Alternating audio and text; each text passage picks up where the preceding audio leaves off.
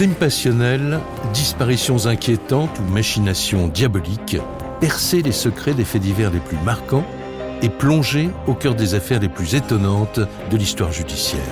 La découverte de la vérité ne tient parfois qu'à un fil.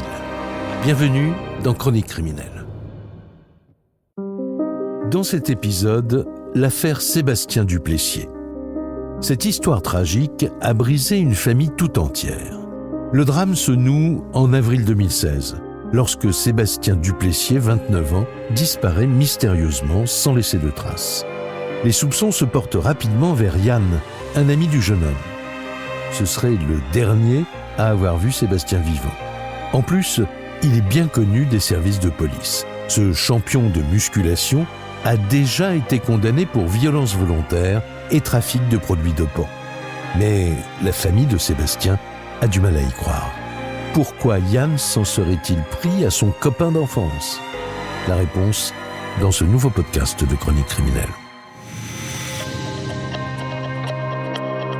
Tourotte, 15 avril 2016. Des policiers armés investissent un petit village du nord de la France. Ils recherchent un dangereux suspect soupçonné d'avoir kidnappé un jeune homme. À l'arrivée des forces de l'ordre, le suspect réussit à s'échapper en sautant par une fenêtre. Une course-poursuite s'engage avec lui dans les rues du village.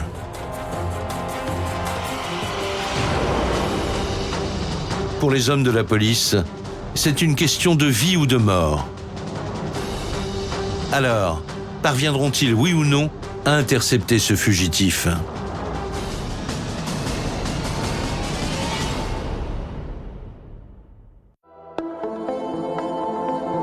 Tout commence quelques jours plus tôt à Compiègne, dans l'Oise. À 80 km au nord de Paris, cette sous-préfecture compte environ 40 000 habitants. C'est une ville moyenne. Frédérica Guillaume, journaliste à Oise Hebdo. Rythmée par des événements annuels comme la Reine du Muguet en mai, les fêtes de Jeanne d'Arc. Assez bourgeoise, assez tranquille. Fabrice Alves Texera, journaliste à Oise Hebdo. Où voilà, tout le monde se connaît un peu. C'est vraiment la petite ville où il fait bon vivre.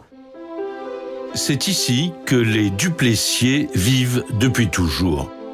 Une famille nombreuse, dont tous les membres, sans exception, n'ont jamais quitté la région de Compiègne. C'est une famille vraiment harmonieuse où chacun a trouvé son équilibre. Chacun dans son genre a une vie qui est tranquille et qui est calme. Tout va bien pour eux, ouais. Ils sont forts, ils sont unis. Cette famille respire le bonheur parce qu'elle est soudée, elle semble invincible. Rien ne peut l'atteindre, hein.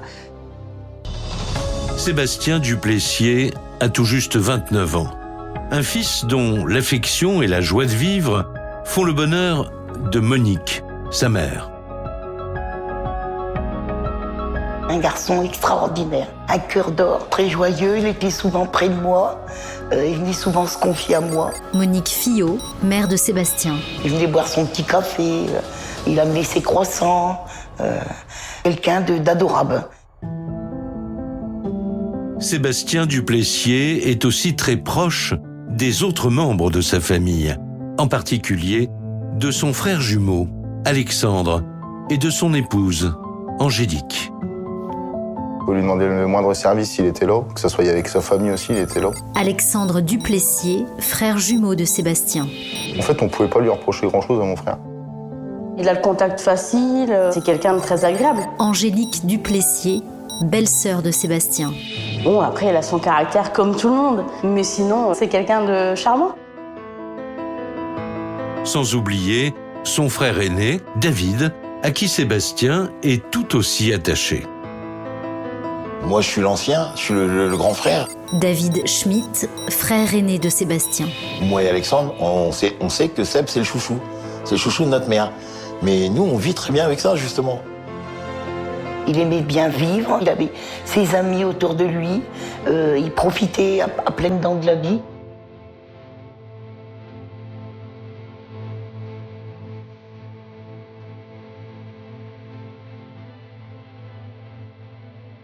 À chacun de ses anniversaires, comme ici pour ses 27 ans, Sébastien réunit sa famille au grand complet, ainsi que les nombreux amis qui l'entourent. Sébastien, c'est le beau garçon qui est sportif. Sur les réseaux sociaux, il affiche des photos de lui en train de faire la fête, faire du sport, du jet ski, des sports comme ça. Vraiment, c'est le sourire permanent.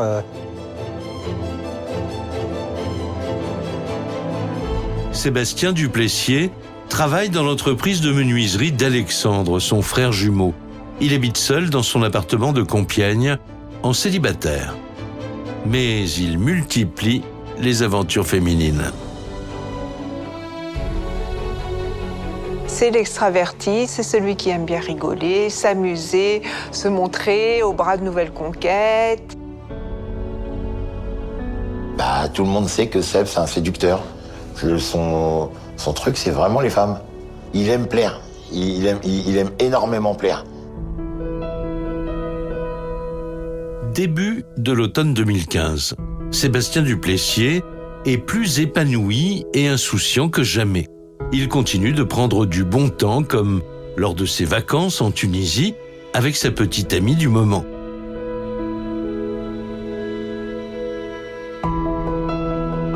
Mais quelques mois plus tard, ce bonheur va s'interrompre brutalement.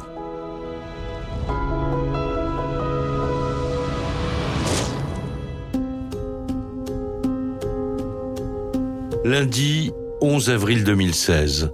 Ce jour-là, Sébastien ne va pas travailler, car il est souffrant. En début de soirée, il appelle Alexandre, qui est à la fois son jumeau et son employeur. Il m'a dit qu'il avait mal au ventre, qu'il vomissait, et qu'il serait pas là le lendemain parce qu'il allait chez son médecin. Mais du coup, j'ai dit, bon, ok, ça marche, il n'y a pas de souci. Donc là, Alexandre ne s'inquiète pas plus, il a eu des nouvelles, il sait que son frère n'est pas bien, il pense le revoir le lendemain. Le lendemain matin, pourtant, pas de nouvelles de Sébastien. Alexandre tente de l'appeler sur son portable, à plusieurs reprises, sans résultat. Une personne vous dit qu'elle est malade, vous aimez bien prendre de ses nouvelles. Je l'ai appelé 40, 50 fois dans la journée et j'ai eu aucune nouvelle. Personne. Il me dit, écoute, chérie, essaye d'appeler Sébastien. Moi, il répond pas, donc j'essaye dans la journée, au moins 20 fois, 30 fois. C'est bizarre, il répond pas. Et surtout, il n'est pas un jour sans que Sébastien appelle Monique, sa mère. En cette fin d'après-midi, ni elle ni personne ne parvient à le joindre. Tomber tout le temps sur sa messagerie, pour nous, ça devenait impossible. On disait où c'est qu'il est. Et moi, je faisais les 100 pas dans mon appartement. J'étais très, très inquiète. Je me disais, mais comment que ça se fait qu'il répond pas? C'était pas normal de ne pas avoir de réponse de sa part. Alors là, l'inquiétude va crescendo au sein de la famille, parce que rester une demi-journée sans nouvelles, ça passe, mais au-delà de 12 heures, là, c'est l'inquiétude qui monte. De plus en plus préoccupé, Alexandre et son épouse Angélique décident en début de soirée de se rendre chez Sébastien. Arrivé sur place devant son immeuble du quartier de la Victoire, même constat. L'interphone, lui aussi, sonne dans le vide.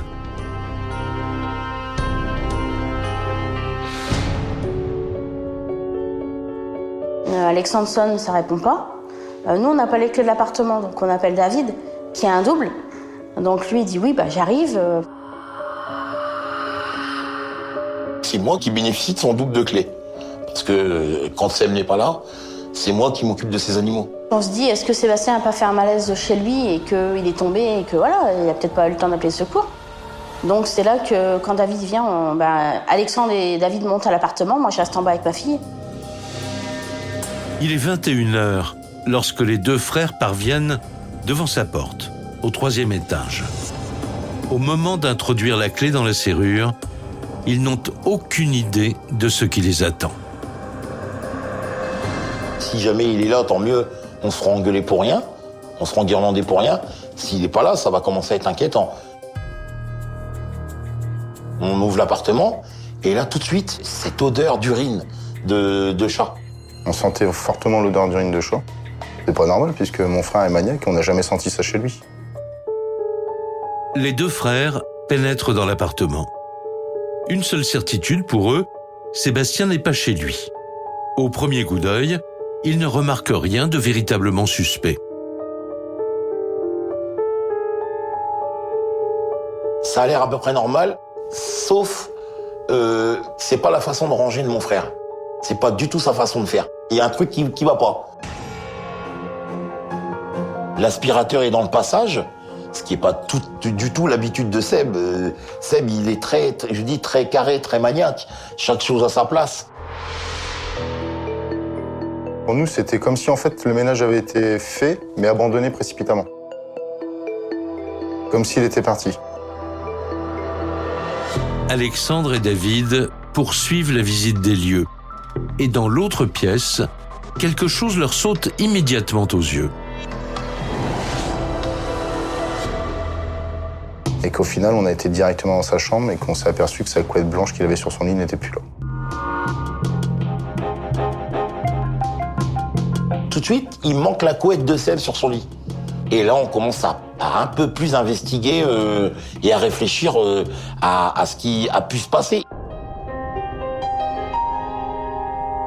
Ce désordre, qui ne ressemble en rien à Sébastien, et cette couette de lit qui s'est volatilisée, pour David et Alexandre, tout cela n'a rien de rassurant.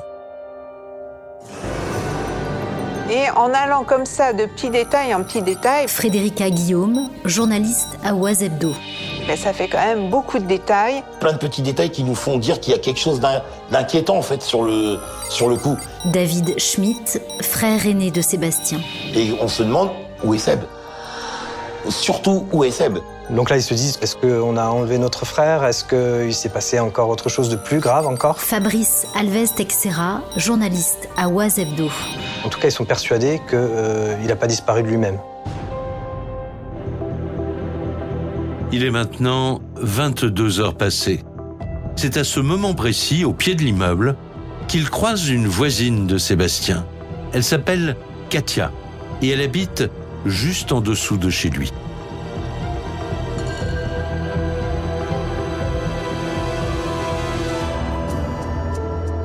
Je leur dis, qu'est-ce qui se passe? Il y a un problème, Sébastien va bien? Katia Zetti, voisine de Sébastien. Et là, ils me disent, bah non, justement, on ne sait pas parce qu'il répond pas au téléphone, on ne sait pas. Alors là, ça a commencé. Je leur ai dit, bon, bah écoutez, là, ne me prenez pas pour une folle, il faut que je vous dise ce que j'ai vu hier soir, donc la veille au soir, le mardi.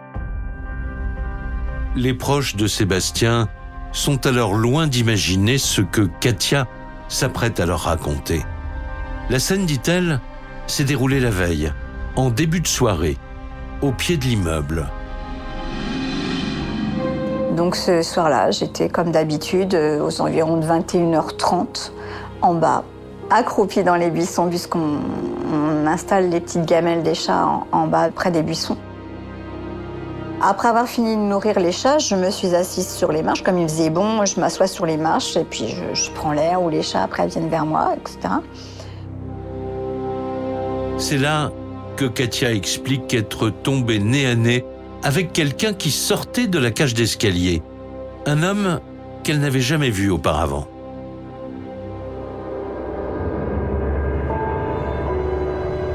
Un homme avec un bonnet noir, habillé avec des vêtements sombres, portant sur l'épaule une masse énorme. Alors cet homme, elle ne le connaît pas, elle lui tient même la porte parce que voilà, il a des difficultés à sortir. Ça a l'air d'être lourd ce que vous portez là. C'est la seule chose que j'ai pu lui demander pour pas paraître trop curieuse. Il m'a répondu « ouais », en replaçant la chose qu'il portait sur son épaule. Je l'ai vu s'éloigner, se diriger vers sa voiture, et moi je suis remontée. Une drôle de scène à laquelle Katia, sur le moment, n'a pas vraiment accordé d'importance. Mais quand elle précise que cette charge était enveloppée dans une couette, la famille de Sébastien reste sans voix. Bah oui, elle me dit j'ai vu un truc bizarre et il dit la couette était quelle couleur? Angélique Duplessier, belle-sœur de Sébastien. Et elle dit elle était blanche. Mais c'est la couette de Seb dont elle parle, puisque c'est la même couleur. Et elle n'est plus sur le lit. Ça a fait le tilt. On a repensé à la couette tout de suite. Cette fameuse couette. Évidemment, Sébastien a disparu. J'ai vu un homme porter un paquet. Tony Poulain, chroniqueur judiciaire au Courrier Picard. Très vite, le lien est fait. Les Duplessier s'interrogent. Et si c'était Sébastien que cet homme transportait comme un paquet, enveloppé dans sa propre couette?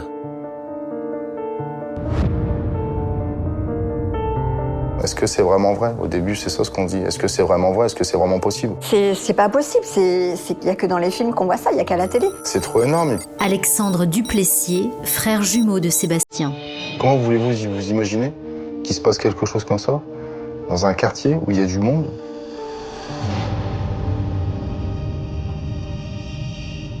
Pour la famille, c'est le choc. Qui est cet homme que Katia a croisé ici même 24 heures plus tôt? Et surtout, est-ce bien Sébastien qu'il portait sur son épaule? Il n'y a plus une minute à perdre. Ils vont alerter la police parce que l'état de l'appartement les interpelle. Benoît Varin, avocat des parties civiles. Les policiers qui sont pas très loin, puisqu'on est dans le centre-ville de Compiègne, vont se déplacer.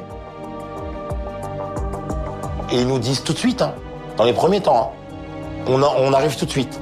Et là, dans les dizaines de minutes qui suivent, on voit plusieurs véhicules de police arriver. Un jeune homme qui disparaît, ce désordre très inhabituel et cette étrange histoire de couette. À peine arrivés sur les lieux, les forces de l'ordre prennent cette affaire très au sérieux. Un officier de police procède lui-même aux premières constatations.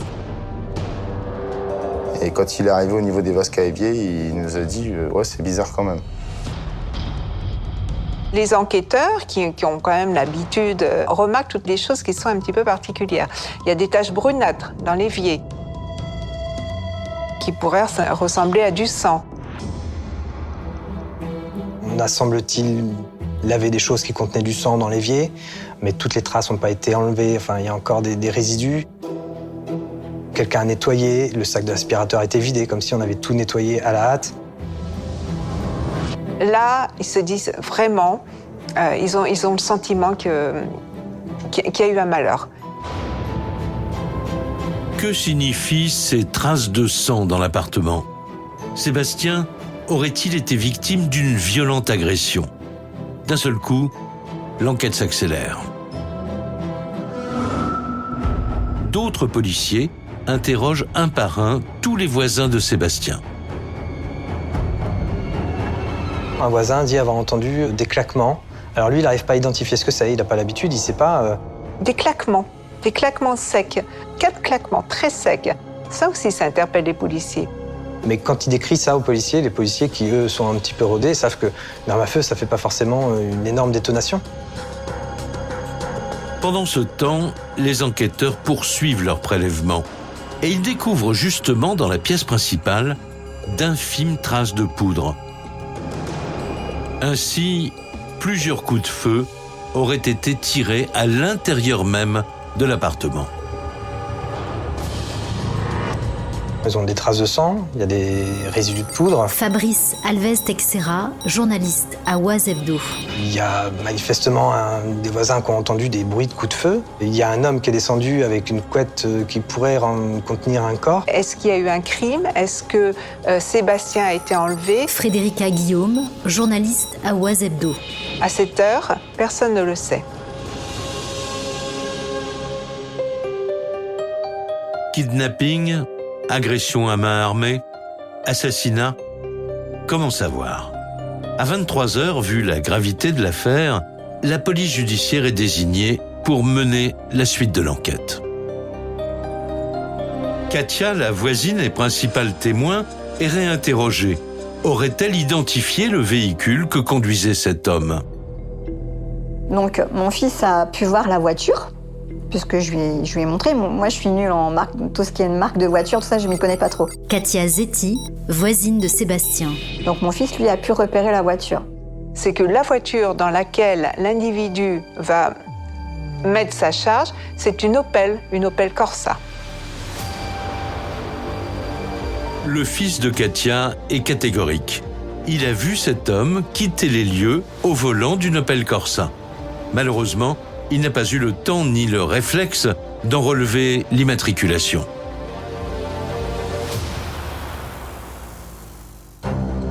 Les policiers doivent agir vite. Il leur faut absolument retrouver cette Opel Corsa. Des patrouilles sillonnent tout Compiègne, en pleine nuit, mais elle est introuvable. Tout comme son conducteur, cet homme que Katia décrit comme très athlétique. La famille de Sébastien est à nouveau auditionnée. Pour nous, au départ, pour moi et mon mari... Angélique Duplessier, belle-sœur de Sébastien. Je vois pas c'est qui. Puis David me dit, bah si... La seule personne qui correspond à cette description physique... David Schmitt, frère aîné de Sébastien. Avec cette voiture-là, c'est Yann. Yann Hoé, âgé de 38 ans, est l'un des nombreux amis de Sébastien. Il pourrait bien ressembler par son physique imposant à cet homme que Katia a croisé. Et surtout, il est le seul parmi ses copains à posséder une Opel Corsa. C'est un bon ami, un très bon ami. Alexandre Duplessier, frère jumeau de Sébastien. Parce qu'ils passaient des soirées ensemble, il l'a même hébergé, mon frère l'a hébergé. Sébastien Duplessier a beaucoup aidé Yann Hoé quand Yann Hoé a pu avoir quelques difficultés d'argent. Charlotte de Bois-la-Ville, avocate de la défense. Quelques difficultés personnelles, Sébastien, il a toujours été là. Yann Hoé est si proche de Sébastien que même les Duplessier n'en reviennent pas. Un garçon à qui ils ne connaissent qu'une seule et unique passion dans la vie, le sport.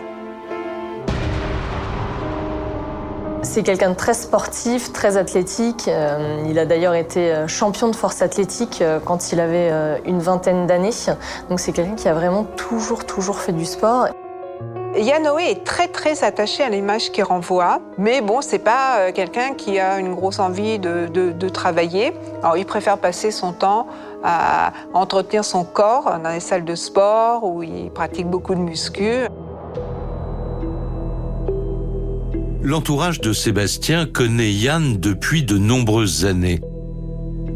Difficile d'imaginer qu'il soit impliqué d'une façon ou d'une autre dans sa disparition. Et nous, on se dit, non mais attends, Yann, c'est un ami, c'est pas du tout la personne, c'est pas lui, quoi. Ça peut pas être lui. C'était quelqu'un avec qui j'aurais pu ouvrir ma porte de jour comme de nuit. J'aurais jamais imaginé ça de sa part. Donc on se rend au commissariat avec les policiers et un de leurs collègues nous dit si vous avez un nom, dites-le moi. Mais on lui dit oui, on a un nom, mais nous on veut pas qu'il ait d'ennui, parce que c'est pas lui. Finalement, la famille accepte de livrer aux policiers le nom de Yann Hoé. Comme il s'agit d'un proche du disparu, les enquêteurs décident de vérifier ses antécédents.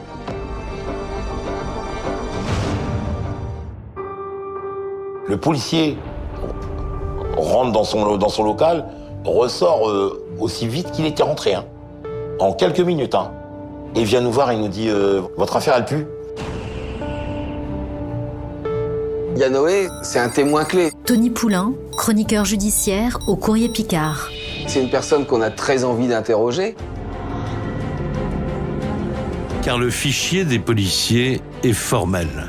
Yann Hoé a été condamné à 2 reprises pour des affaires de violence volontaire aggravée, mais aussi pour un trafic de produits dopants dans le milieu des salles de sport. Et Yann, pour eux, c'est un client sérieux. C'est pas la première fois qu'ils l'ont dans leurs locaux et que pour eux, c'est quelqu'un de dangereux. Ils nous disent, c'est pas un enfant de cœur, monsieur. Ah bon? Il est connu pour déjà des agressions, tout ça. Nous, on était tombés de haut parce qu'on ne savait pas. Parce que personne ne peut s'imaginer un seul instant que Yann fasse du mal à Sébastien, mais c'est son ami. Malgré les doutes de sa famille, la priorité des policiers est de retrouver Sébastien. Pour cela, ils misent beaucoup sur le téléphone portable du disparu. Et là, coup de chance. Grâce au bornage, ils parviennent à le localiser, et pas n'importe où.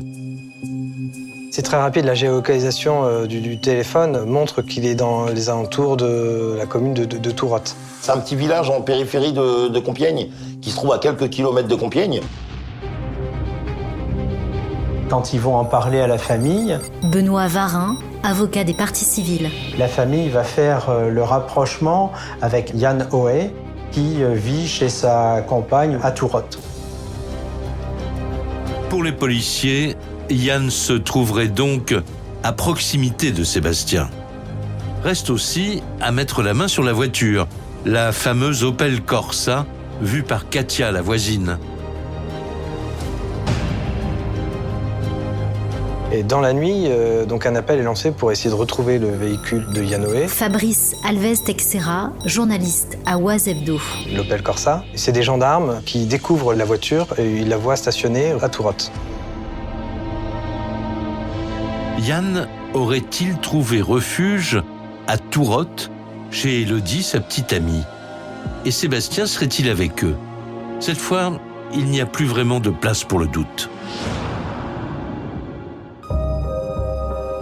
Dans l'attente de renforts, la police judiciaire décide de ne pas intervenir avant le lever du jour.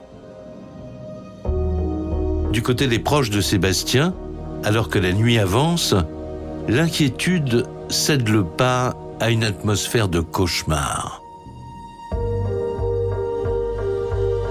On se dit, est-ce que Sébastien est vivant? Est-ce qu'il n'est pas séquestré quelque part? On a pensé à plein de choses. On s'est posé énormément de questions, donc le soir, ça a été l'horreur. Ça a été une nuit interminable avec plein de questions dans la tête, mais pas de réponse. Ah bah c'est une pure nuit d'angoisse. Parce que nous, on se demande qu'est-ce qui est arrivé à Seb? Qu'est-ce qui est arrivé à notre frère? Enlèvement ou assassinat? Les heures passent et toujours aucune réponse. Quant à la mère de Sébastien, elle espère encore qu'il finisse par décrocher son téléphone. Oui, j'ai essayé de l'appeler, mais c'était toujours sa messagerie. Monique Fillot, mère de Sébastien. Ça disait toujours Sébastien, je ne suis pas là. Vous êtes sur le portable, Sébastien, je ne suis pas là.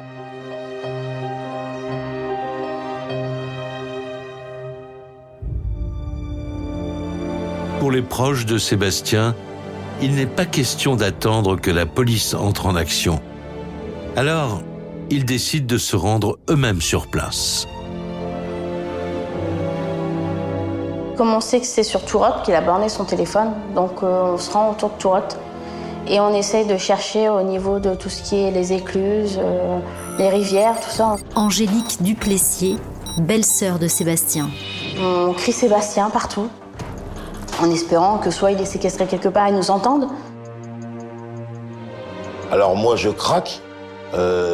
J'étais avec des amis et on cherchait Seb. Et je craque littéralement. David Schmitt, frère aîné de Sébastien. Je lâche fond en larmes, mais avec les nerfs qui lâchent. À 5 heures du matin, malgré ses recherches désespérées, toujours rien. Les proches du disparu n'ont aucune réponse à la terrible question qu'ils se posent. Sébastien est-il encore vivant ?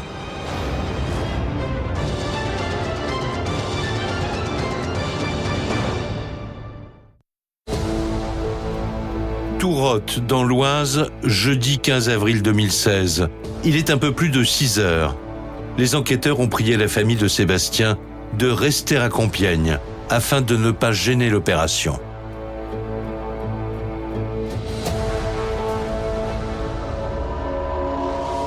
Donc il y a tout lieu de penser que Yann Hoé est là, donc il frappe à la porte. C'est Élodie, la compagne de Yann Hoé, qui ouvre. Et quand les policiers lui demandent si Yann est là, Frédérica Guillaume, journaliste à Oise Hebdo. elle les regarde droit dans les yeux, elle dit non, il n'est pas là. Cette jeune femme, Élodie, paraît très sûre d'elle. Pourtant, en l'espace de quelques secondes, tout s'accélère. Il y a un policier qui entend des bruits bizarres au fond de la maison et qui se rend compte très vite que non seulement Yann est bien là, mais il est en train de prendre la poudre d'escampette. Il y a un policier qui est en fait en surveillance à l'extérieur.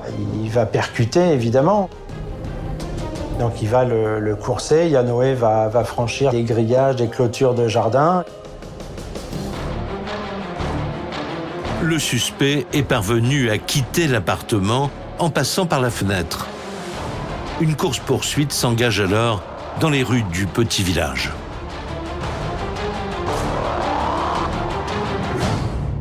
Yann qui court très vite, parce que rappelons-le, c'est quand même quelqu'un qui s'entraîne beaucoup, qui passe ses journées dans les salles de sport, qui donc a des grandes capacités à courir vite, sans s'essouffler, vite et loin. Et il a pris la direction d'un étang, d'un petit bois qui est derrière, parce que la rue et la maison est en bord de village. Ils foncent tout droit et les policiers s'étroussent. Durant plusieurs minutes, les enquêteurs font ce qu'ils peuvent pour tenter de rattraper le fugitif. Il est hors de question que Yann Hoé leur fausse compagnie. Il va tout de même tenir en haleine comme ça les forces de l'ordre durant plus d'1 kilomètre, 1,5 kilomètre à travers bois, avant d'être enfin interpellé. Il était vraiment à deux doigts de réussir à s'échapper face aux policiers qui étaient derrière lui, qui ne connaissent pas les lieux. On se demande s'il n'y avait pas eu ce petit étang, finalement, c'est parti pratiquement marécageuse, s'il n'aurait pas réussi à prendre la fuite.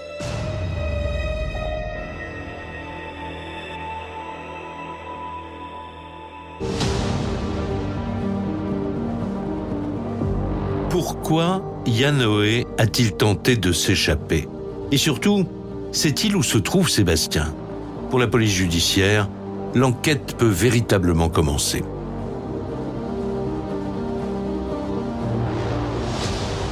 Yann Hoé est interpellé. Tony Poulain, chroniqueur judiciaire au Courrier Picard. Une des priorités des policiers, c'est de faire la perquisition de son véhicule, cette fameuse Opel Corsa, qui est finalement le fil conducteur du début de cette enquête. Et à l'intérieur, on retrouve très facilement des papiers qui appartiennent à Sébastien. Il y a des cartes bleues, sa carte vitale, sa carte d'identité, carte bancaire, etc. Enfin, tous ces éléments-là. À l'intérieur du véhicule, en revanche, aucune trace de Sébastien lui-même. Mais en fouillant le coffre de l'Opel Corsa, les policiers font une découverte déterminante. Dans une boîte, il y a aussi une arme, des munitions, enfin, c'est plus que troublant. Un pistolet 22 long rifle à un coup, qu'il faut recharger donc à chaque fois qu'on a tiré. Un pistolet qui peut, de par son type, correspondre aux bruits sourds qui ont été entendus dans l'appartement de Sébastien. Ces 4 fameux claquements secs évoqués par l'un des voisins de Sébastien.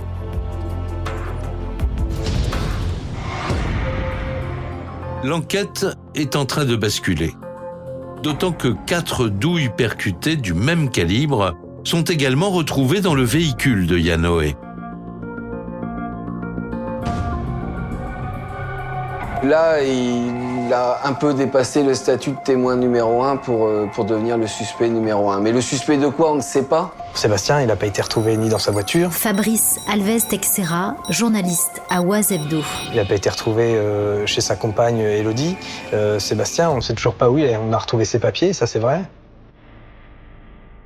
La piste d'une agression, voire d'un homicide par arme à feu, se précise. Alors que Yann Hoé est placé en garde à vue, les proches de Sébastien Duplessier sont prévenus. Voilà presque 48 heures que sa famille est sans nouvelles de lui. Quand on l'a mis en garde à vue, Monique Fillot, mère de Sébastien. je ne pouvais pas croire qu'il avait fait quelque chose à mon garçon. On a de l'espoir qu'il soit toujours en vie quand même. Angélique Duplessier, belle-sœur de Sébastien. Qu'il l'ait amené quelque part et qu'il le séquestre pour avoir peut-être des renseignements sur son argent ou quoi que ce soit. Et puis on vit très mal parce qu'on se dit si c'est lui. Alexandre Duplessier, frère jumeau de Sébastien. C'est des minutes, c'est des heures qui passent et on n'a pas les réponses. Commissariat de Compiègne, 9h du matin. La police espère que les indices découverts dans la voiture suffiront à confondre le suspect. Les papiers au nom de Sébastien et surtout, cette arme à feu. Mais quand il est interrogé, il a réponse à tout. Yanoé dit « Je me suis bien rendu chez Sébastien Duplessier avant-hier soir et il m'a confié ses papiers d'identité et une petite somme d'argent pour que je les garde parce qu'il avait l'air inquiet. Il n'en dit pas plus. » L'arme, c'est pas compliqué non plus. Il pratique du tir, il est amateur, il a acheté une arme et voilà. Il a toujours une réponse qui est claire. À chaque fois qu'on essaie de le mettre à défaut, il trouve une explication. En tout cas, il est bien décidé à ne pas avancer d'un pouce sur cette histoire. Ces explications laissent les enquêteurs sur leur faim. Quant à la famille du disparu, elle vit ces heures qui défilent comme un véritable supplice. Pour eux, c'était difficile à vivre parce qu'ils n'avaient toujours pas de nouvelles de Sébastien. Benoît Varin, avocat des parties civiles. On ne sait pas où il est. Son corps, s'il lui était arrivé quelque chose, n'a pas été retrouvé. On n'en saura pas plus, on attend que les enquêteurs nous donnent des informations. Mais quand on appelle, on dit « bah non, Yann ne dit rien ». Il se terre dans le silence, il ne veut rien dire. Moi, je ne savais pas ce qui se passait. Tout ce que je savais, c'est qu'il était là-bas. Et puis qu'on l'interrogeait pour qu'il dise où est Sébastien, ou qu'est-ce qu'il avait fait à mon fils.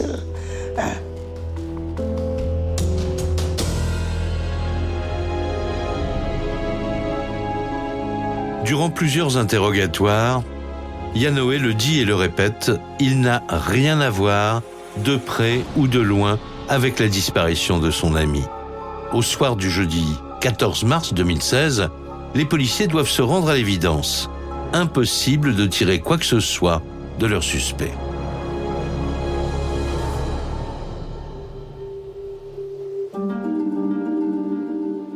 Pourtant, le lendemain, après 24 heures de garde à vue, Yanoé finit par changer de comportement. Il vient de passer toute la nuit seul dans sa cellule. Il y a un policier qui vient le voir, qui va lui donner un pantalon propre, et il y a une discussion un petit peu impromptue qui se déroule dans la cellule. Et c'est là où, contre toute attente, Yanoé craque. Il va craquer. Frédérica Guillaume, journaliste à Oise Hebdo. Éclater en sanglots et dire « oui, oui c'est moi, oui j'ai tué Sébastien ». Les policiers ne s'y attendaient pas. Yanoé semble enfin prêt à leur livrer des aveux. Que s'est-il passé au juste, ce fameux mardi soir? Et où se trouve son ami Sébastien? Le suspect est extrait de sa cellule et de nouveau interrogé.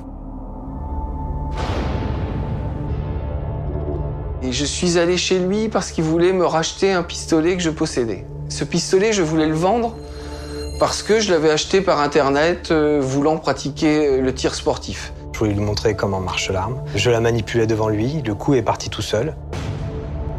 Le coup part, touche Sébastien à la tempe. Sébastien s'écroule sur la table, il est mort. Il est mort devant son ami. D'après son récit, il s'agirait donc d'un accident. C'est à partir de là que tout se serait enchaîné. Yann raconte s'être retrouvé seul, pistolet en main, devant le corps de Sébastien. En fait, il a paniqué et que dans sa tête, il ne sait pas très bien ce qui s'est passé. Charlotte de Bois-la-Ville, avocate de la défense. Mais en tous les cas, son premier réflexe, ça a été de voir si effectivement il était mort. Et une fois qu'il a compris qu'il était mort... J'ai paniqué, j'avais qu'une idée en tête, c'était prison, prison, prison. Tony Poulain, chroniqueur judiciaire au Courrier Picard. Je me suis dit qu'avec mon casier judiciaire, j'allais forcément partir en prison. fait les 100 pas, il s'assied, il fume une cigarette. Et puis après, dans sa tête, il élabore un scénario. Donc, j'ai tiré 3 autres balles, de beaucoup plus près, à bout portant, pour faire croire à un règlement de compte.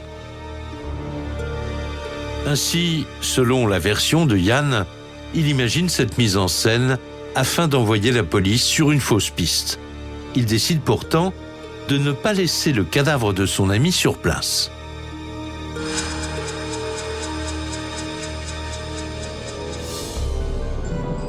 Il y a du sang partout en fait, ça coule, donc il prend tout ce qu'il peut trouver. Il prend des serflex, il prend des cellophanes. Il s'en est servi pour lier les mains et les pieds, afin que les mains et les pieds ne dépassent pas du paquet, si on ose dire. Désolé de le dire comme ça, mais c'est vraiment un paquet qu'il a soigneusement ficelé ce soir-là. Une fois qu'il a enroulé le corps, il lui reste quand même une autre tâche à accomplir, c'est nettoyer l'appartement. Un ménage assez sommaire puisque Yann laisse derrière lui plusieurs traces de sang. Ensuite, il explique avoir descendu jusqu'au rez-de-chaussée le cadavre enveloppé dans la fameuse couette blanche. C'est là, en sortant, qu'il croise Katia, la voisine de Sébastien. Il y a cet échange où elle lui dit « vous portez quelque chose de lourd ?» Lui « non, ça va », etc. Elle l'aide, elle lui ouvre la porte, et puis lui, il sort avec le corps de Sébastien sur l'épaule, l'air de rien. Naturellement, je devrais dire. Katia Zetti, voisine de Sébastien. Pour lui, il aurait pu être paniqué en me voyant en bas. Même pas. Avec le recul, on se dit que Yanoé a un sang-froid exceptionnel. Son comportement est glaçant. Malgré l'assurance dont il a fait preuve jusque-là, Yann aurait ensuite pris la route avec Sébastien, mort, à l'arrière de son Opel Corsa, sans vraiment savoir où il allait.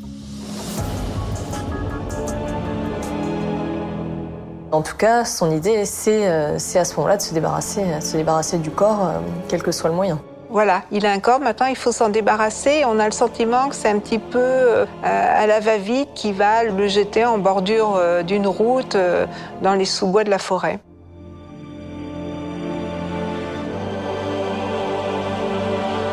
Vendredi 16 avril 2016, Yanoé accepte de conduire la police à l'endroit où il a déposé le corps. Un lieu isolé, en lisière d'une forêt, près du village de Choisy-au-Bac. Ils avancent dans le bois et là, effectivement, ils voient une couette à une dizaine de mètres de la route. Ensuite, au fur et à mesure, ils ouvrent, ils enlèvent les draps et ils commencent à lever au niveau des jambes.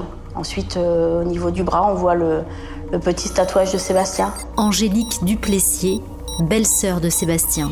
C'est difficile déjà de voir un corps comme ça, mais de se dire il est cerclé, emballé, cellophané, avec des sacs poubelles sur la tête, tout ça, c'est horrible, quoi. On aurait dit c'était un bout de jambe, quoi. C'est horrible de dire ça, mais c'est pas possible de faire ça à quelqu'un, c'est de la barbarie, je trouve. Sébastien porte bien 4 impacts de balles au niveau du crâne. Pour son frère Alexandre, comme pour sa famille, après 3 longues journées d'angoisse, tout s'effondre. Moi, c'est mon jumeau. Alexandre Duplessier, frère jumeau de Sébastien. Les gens, ils peuvent pas imaginer ou ressentir ce que moi je ressens aujourd'hui. C'est mon jumeau, c'est comme si on m'avait arraché et puis qu'on m'avait enterré à moitié. Aujourd'hui, c'est ça, c'est mon ressenti, c'est ça. Et d'un seul coup, j'entends un hurlement dans la maison, et c'est ma fille qui me dit non, c'est pas possible, maman, tonton, il est pas mort, c'est pas possible. Alors je lui dis si, ma chérie, malheureusement. Moi, ça m'a anéanti. J'ai perdu mon petit frère, mais mon meilleur ami en même temps. David Schmitt, frère aîné de Sébastien. Mon confident, celui avec qui j'ai partagé tant de choses depuis tout petit. Et comment je vais faire sans Seb ? Sans Seb, comment je peux faire sans lui ? Un drame qui laisse une famille dévastée. Mais le plus éprouvant reste à venir. il faut encore dire la vérité à Monique, la mère de Sébastien. Moi, je pensais que mon fils, malgré qu'il était dans la couette, il était toujours vivant. Monique Fillot, mère de Sébastien. Moi, je croyais que qu'il était esquinté, qu'il était abîmé, mais qu'il était vivant. C'est dur pour nous parce qu'on se dit comment on va expliquer ça à la maman. Donc on arrive à l'appartement, Monique n'est pas là, elle est chez une voisine. Donc on sonne, on lui demande de venir avec nous. Elle se dit mais qu'est-ce qui se passe? Je lui dis non mais viens et tout. On essaie de ne pas lui faire montrer qu'on a pleuré, mais bon ça se voit quand même. Alors que la famille commence tout juste son deuil, Yanoé, lui, est placé en détention provisoire. La thèse de l'accident n'a pas convaincu les enquêteurs. Bien au contraire, il est mis en examen pour homicide volontaire avec préméditation.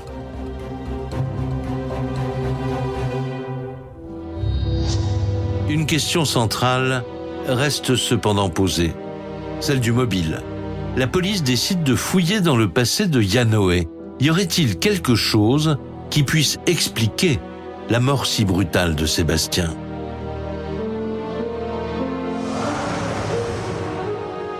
Ils se connaissent depuis longtemps, ils se voient très régulièrement. Benoît Varin, avocat des parties civiles. Ce sont des amis, ils avaient des activités sportives ensemble.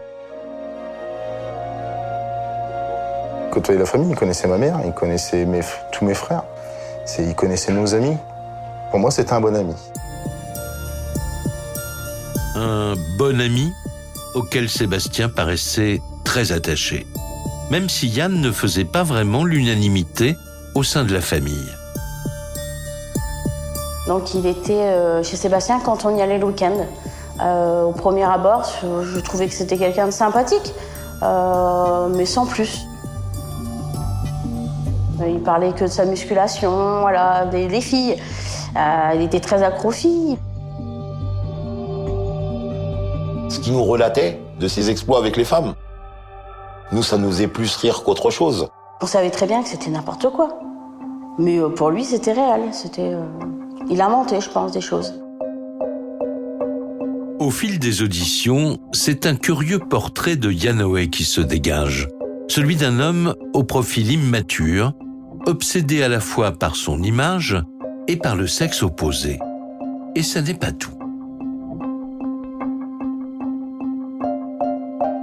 On nous dit qu'il est sans cesse confronté à des problèmes financiers, et pour cause puisqu'il ne travaille pas. Il habite un coup chez sa mère, un coup chez sa copine. Fabrice Alves Texera, journaliste à Oise Hebdo. C'est vraiment quelqu'un qui essaye de profiter des autres, oui. Ah bah il travaille quand il a envie et quand il a le temps. Il veut la facilité, il veut le beurre, l'argent du beurre et la crémière. Yann vit surtout des minima sociaux. Il est toujours aux abois financièrement. D'après les témoins, le peu d'argent qu'il a, il le dépense en abonnement dans les salles de sport. Et chez les Duplessier, on s'en accommode. Frédérica Guillaume, journaliste à Oise Hebdo. On lui en veut pas parce qu'on l'aime bien, mais bon, c'est un petit peu le pique-assiette. Ils profitaient de mon fils. Je vois des fois, ils allaient même boire un café pas loin de chez lui. Ben, il n'avait rien pour payer son café. C'était toujours mon fils qui lui payait son café. Sans mon fils, je vous dis, il n'était rien. Yanoé était donc dépendant de Sébastien, qui lui avait un emploi stable et des revenus réguliers. Pour les policiers, un début de scénario commence à prendre forme, car ils découvrent une information capitale. Sébastien n'avait pas confiance aux banques et était comme son papa. Dès que son argent arrivait, il le prenait chez lui. Angélique Duplessier, belle-sœur de Sébastien. Donc moi, Sébastien m'avait dit qu'il avait entre 25 000 et 30 000 euros chez lui. Mais cet argent-là n'a jamais été retrouvé. Les enquêteurs n'ont rien retrouvé dans l'appartement en liquide et nous, on n'a rien retrouvé. Seulement ce qu'ils ont retrouvé sur lui, ce qui appartiendrait sûrement à mon frère, c'est 170 € en liquide. Et si Yann avait été motivé par l'appât du gain ? Même s'ils n'en ont pas la preuve, pour les proches de Sébastien, il ne s'agirait en aucun cas d'un accident. mais plutôt d'un assassinat pur et simple à caractère crapuleux. Pour Yanoé, au contraire, rien n'était prémédité dans son geste.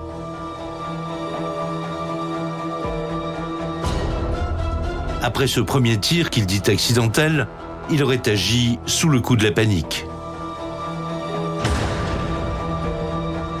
Et toujours selon sa version, il aurait ensuite abandonné le corps de Sébastien presque au hasard, en rase campagne. Il n'est plus dans l'appartement, il n'est plus dans un film, il n'a plus d'idées qui lui sont suggérées et il n'a pas prévu. Donc c'était pas du tout préparé, il s'en est juste débarrassé le plus vite possible. Charlotte de Bois-la-Ville, avocate de la défense. Parce qu'il s'est rendu compte que ça tenait pas du tout la route ce qu'il était en train de faire.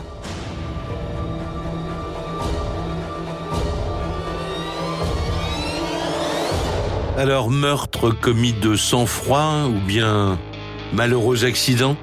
Entre la famille de Sébastien et la ligne de défense de Yann, deux positions irréconciliables.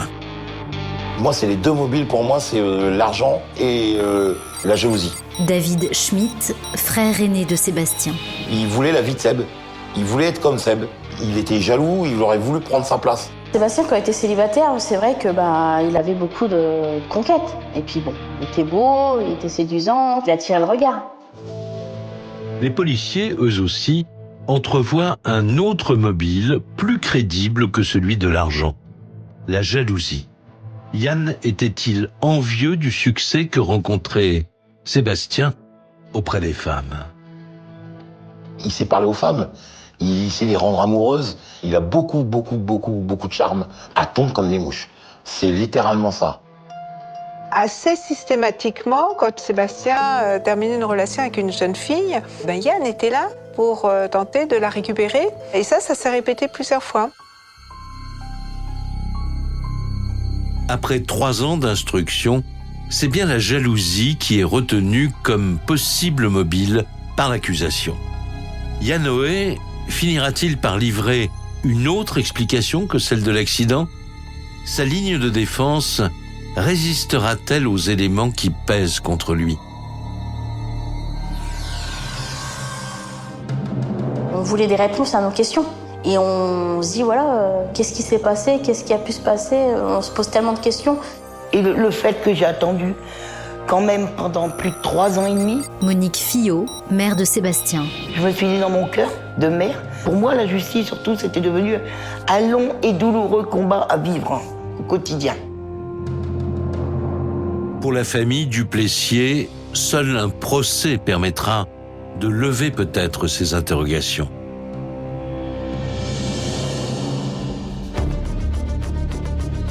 Cour d'assises de Beauvais dans l'Oise, le 10 septembre 2019. 3 ans et demi après la mort de Sébastien, pour ses proches, voici venue l'heure de vérité. Face à eux, Yanoé, 42 ans, pénètre dans le box des accusés. On espère qu'il parle. Nous, on veut que ça lui fasse un électrochoc. Il va voir Alexandre, qui ressemble fortement à Seb. Est-ce que ça va lui faire un électrochoc et ça va lui permettre de réfléchir et de se dire, et de nous dire, surtout, et de voir notre mère en face de lui. Peut-être qu'il aura envie de lui donner des réponses. Je comprends que les parties civiles se posent énormément de questions à ce moment-là et cherchent des réponses, ce qui est tout à fait normal. Ce procès était extrêmement tendu. Pour tout vous dire, j'ai jamais eu cette sensation de tension si importante. Dès l'ouverture des débats, première déception pour la famille Duplessier. Non seulement l'accusé maintient sa version, celle de l'accident, mais il fait aussi preuve d'une attitude très déconcertante. Il fait sa vie, hein. Il fait sa vie dans le box. Il tapote des doigts qu'on entend du bout de la salle, via son micro. Il plaisante avec son avocate. Quand il baille pas au corneille, et quand il gobe pas les mouches. On lui posait des questions, il répondait à côté de la question. Il y est toujours. Si lui veut pas plus vers la vérité, nous on la saura pas non plus, puisque Pourquoi faire ça? Alexandre Duplessier, frère jumeau de Sébastien. Vous devez bien avoir un mobile pour faire ça. Lui, non. Pour lui, non, c'est un accident. Un accident. Pendant tout le procès, la position de Yanoé ne change pas. Jusqu'à ce moment où l'expert en balistique est convoqué comme témoin à la barre. Et cet expert vient balayer d'un seul coup la thèse de l'accusé.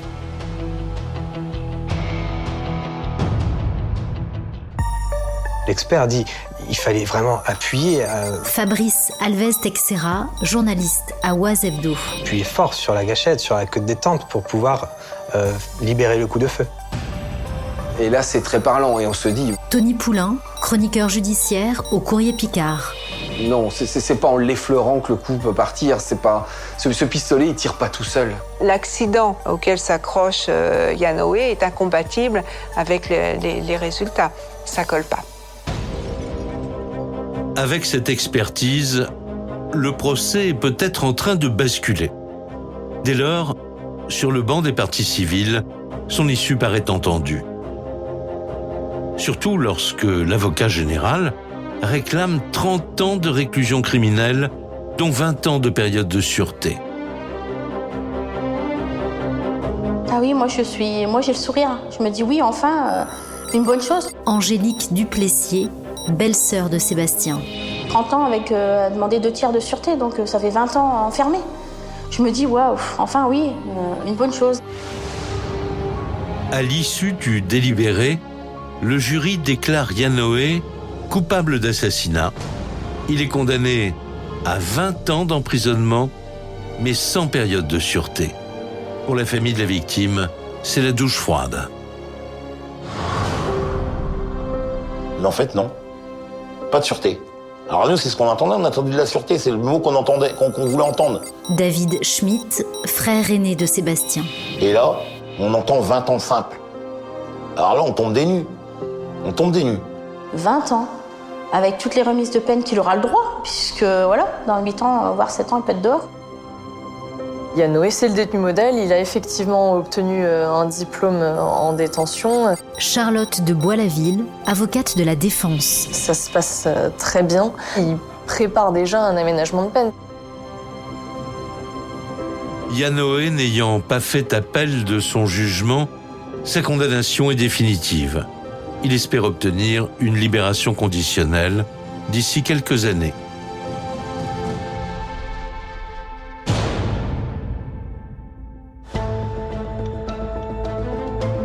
Quant à la famille de sa victime, elle continue inlassablement de perpétuer la mémoire de Sébastien.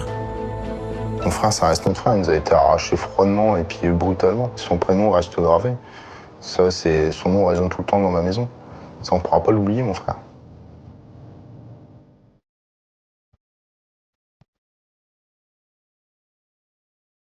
Il est où, mon garçon? Ben, il est sous la terre. Et moi, je le vis très mal. Très, très, très mal. Hein.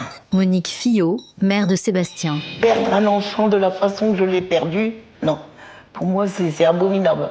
C'est abominable. Ça m'a détruit ma vie. Ça a détruit la vie de ma famille. Tout. Régulièrement, quand je me rends sur sa sépulture, régulièrement, j'en ai même parlé à mon frère. Je dis, est-ce que c'est un comportement anormal de parler à son frère ou pas? Et il m'a dit non. Voilà.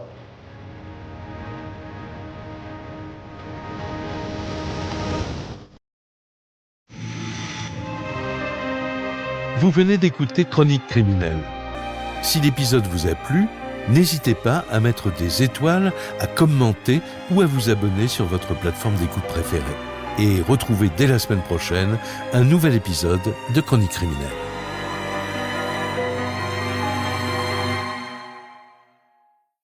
Il est 6h45, ce matin d'octobre 2014, dans un petit village de la Sarthe, encore enveloppé de brume.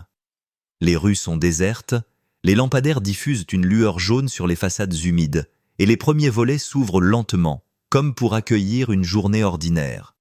Pourtant, rien ne sera ordinaire aujourd'hui. Au bout d'une allée bordée de haies, une maison au volet vert, appartenant à un certain Sébastien Duplessier, 32 ans, technicien en maintenance, reste plongé dans le silence. Sa voiture, une Peugeot grise, est garée devant la porte, mais lui ne répond pas aux appels. Depuis la veille, ses proches s'inquiètent. Il n'a pas donné signe de vie après une soirée entre amis dans le centre-ville du Mans. Sa mère, Monique, une femme discrète mais d'une inquiétude presque viscérale, a appelé plusieurs fois sans succès. Ce matin, n'y tenant plus, elle décide de se rendre sur place, accompagnée du frère de Sébastien, Arnaud. En approchant de la maison, Arnaud remarque quelque chose d'étrange. La porte d'entrée est entr'ouverte. Pas assez pour laisser passer quelqu'un, mais juste assez pour laisser filtrer une odeur métallique et lourde. Monique appelle timidement, la voix tremblante. « Sébastien, c'est maman. Tu es là ?» Pas de réponse. Arnaud pousse la porte et la scène qu'il découvre fige le temps. Dans le salon, au sol, gît le corps de son frère, face contre terre, dans une mare de sang coagulé. Son t-shirt est déchiré, son téléphone brisé à côté de lui, et sur le mur, une trace rouge forme comme une main glissée. La panique s'empare de Monique qui hurle, une plainte déchirante, presque animale. Arnaud, pétrifié, compose le 17. Moins de 10 minutes plus tard, les gendarmes arrivent. Le capitaine Delaunay prend les choses en main. « Ne touchez à rien », ordonne-t-il avant de sécuriser la maison. Très vite, l'équipe scientifique constate qu'il n'y a aucune trace d'effraction. Rien n'indique qu'un inconnu ait forcé la porte ou fracturé une fenêtre. L'assassin avait manifestement les clés ou Sébastien l'avait laissé entrer de son plein gré. À côté du canapé, un verre à moitié vide et sur la table basse, 2 bouteilles de bière ouvertes. L'ambiance du crime semble dire une chose. Sébastien n'était pas seul, et celui qui l'a tué était quelqu'un en qui il avait confiance. L'autopsie, réalisée à l'Institut médico-légal du Mans, révèle des coups multiples portés à la tête et au torse, infligés avec un objet contondant, peut-être un marteau ou une barre métallique. Pas de traces de lutte prolongée. Sébastien a été surpris, frappé violemment, sans possibilité de se défendre. Le légiste conclut à une mort entre 23h et minuit, soit quelques heures après qu'il ait quitté ses amis la veille. Les enquêteurs remontent donc le fil de cette soirée. Sébastien avait passé la soirée au Bar du Pont, un petit établissement où il avait retrouvé ses amis de longue date, Mathieu Roussel et Julien Dufort. Tous trois s'étaient connus au lycée. Sébastien, le plus calme du groupe, était celui sur qui tout le monde pouvait compter. Il prêtait souvent de l'argent, rendait service, ne disait jamais non.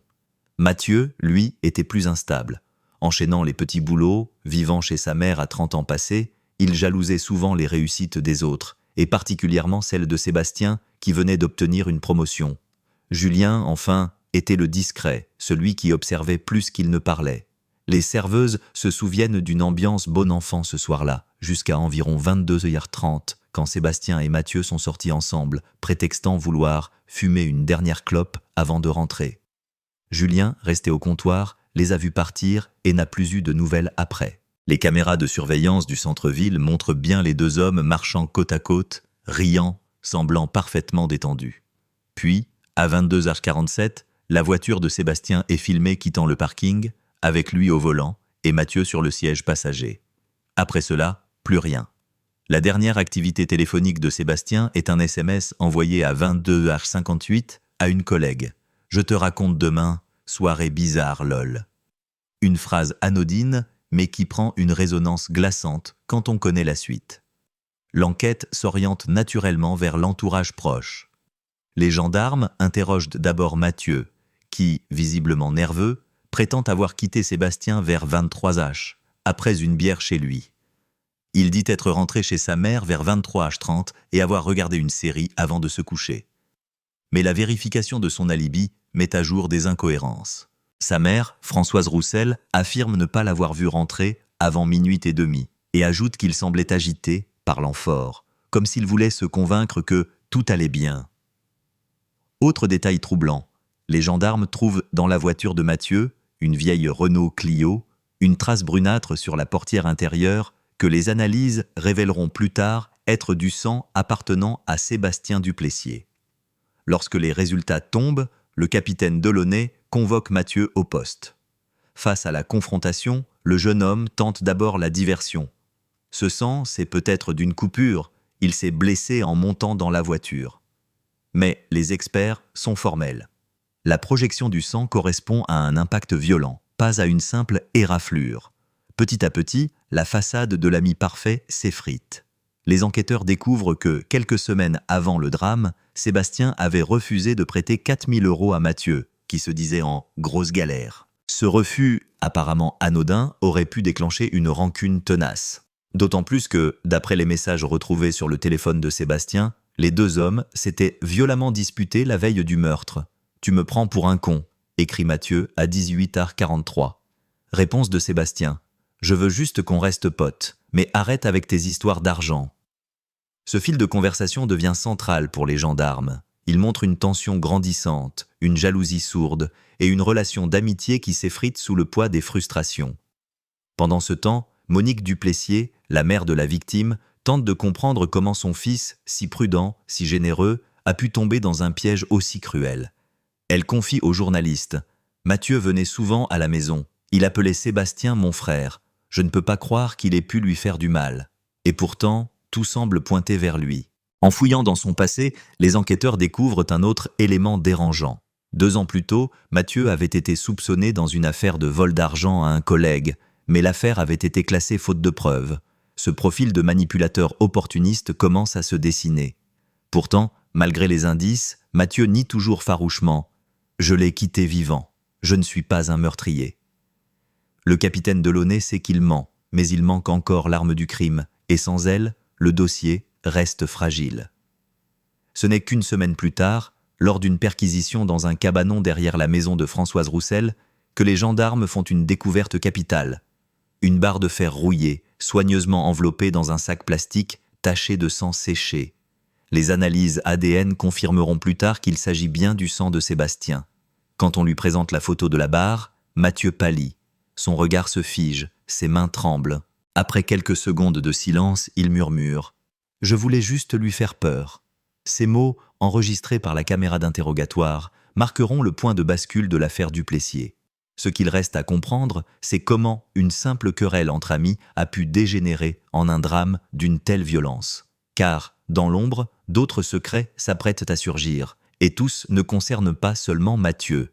L'aveu partiel de Mathieu Roussel change la donne, mais aux yeux du capitaine Delaunay, il ne s'agit pas encore d'une confession complète. Dire qu'on voulait juste faire peur à un ami quand celui-ci gît mort sous les coups d'une barre de fer sonne comme une esquive maladroite. Pourtant, le jeune homme semble brisé, assis dans la salle d'interrogatoire, tête basse, les yeux rougis par les heures sans sommeil. La caméra filme chaque tic nerveux, chaque soupir, chaque hésitation. Le gendarme face à lui, le brigadier-chef Leclerc, l'interroge calmement. « Raconte-moi la soirée, depuis le moment où vous quittez le bar. » Mathieu hésite, puis commence. « On est monté dans la voiture de Seb, on a roulé jusqu'à chez lui. Il m'a proposé une bière, on a discuté un peu, et puis c'est reparti en dispute. Il disait que je devais me débrouiller tout seul, que je comptais trop sur lui. Je me suis emporté. Il m'a dit un truc du genre « tu gâches ta vie », et j'ai vu rouge. » Leclerc note chaque mot, mais quelque chose cloche. Les coups portés sont trop nombreux, trop violents pour n'être qu'un moment de colère. Delaunay, plus tard, en relisant le procès-verbal, murmure à voix basse « On ne frappe pas un ami à mort juste pour une dispute. Il y a autre chose derrière. » Et il a raison. Car dans l'ombre de cette amitié brisée se cache un troisième homme, Julien Dufort, celui qui, jusqu'à présent, semblait n'avoir rien à se reprocher. Quand les enquêteurs l'appellent à la gendarmerie pour une audition complémentaire, Julien arrive, visiblement tendu, mince, les traits tirés, le regard fuyant, il répond poliment mais avec une nervosité palpable. « Vous aviez dit que Mathieu et Sébastien sont partis ensemble, c'est bien ça ?» demande Delaunay. « Oui, vers 10h30. Il riait encore. Je ne pensais pas que... » Il s'interrompt, comme s'il venait de réaliser l'ampleur de la tragédie. Puis, doucement, il ajoute « Mathieu était jaloux, pas seulement de l'argent, il était obsédé par l'idée que Sébastien le trahissait. » « Le trahissait ?» répète le capitaine. « Oui, il croyait que Sébastien racontait des choses sur lui à ses anciens collègues qui l'avaient empêché d'être embauché dans une boîte de maintenance. Il m'en avait parlé plusieurs fois, en colère. Il disait que Sébastien devait payer. » Cette phrase, notée mot pour mot dans le dossier, deviendra une pièce essentielle. Pourtant, Julien cache encore quelque chose. Car dans son téléphone, saisi à la fin de l'audition, les gendarmes découvrent un message intrigant envoyé à Mathieu le soir du meurtre, à 22h51, t'oublies pas ce qu'on a dit. Et un autre, 1 heure plus tard, sans réponse. Ça c'est fait?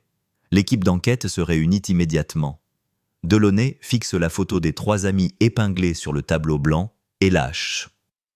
On n'a pas 2 acteurs ici, mais 3. Une nouvelle hypothèse prend forme. Et si Julien avait joué un rôle dans le drame en poussant Mathieu à agir? Quand il est rappelé pour être confronté à ces messages, Julien nie d'abord, bafouille, transpire, puis finit par lâcher. Je voulais dire, t'oublies pas de parler à Sébastien, pas de le frapper. Mais personne n'y croit.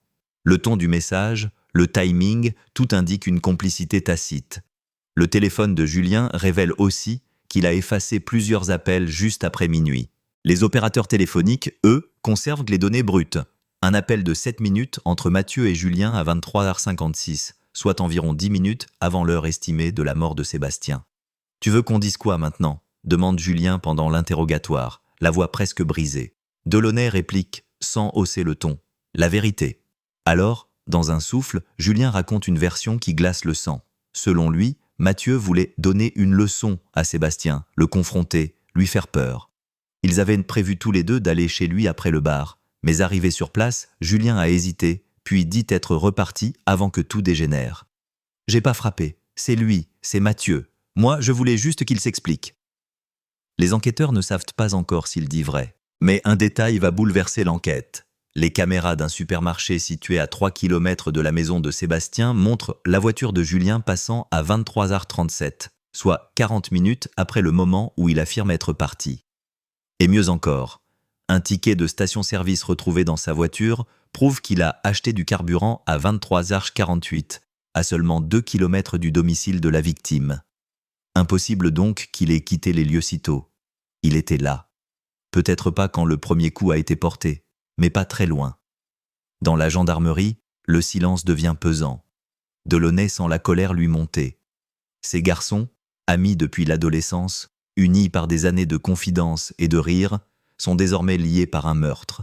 Il les observe, séparément, dans les salles d'interrogatoire. Mathieu, renfermé, rongé par la culpabilité. Julien, nerveux, calculateur, jouant la carte du « je savais mais j'ai rien fait ».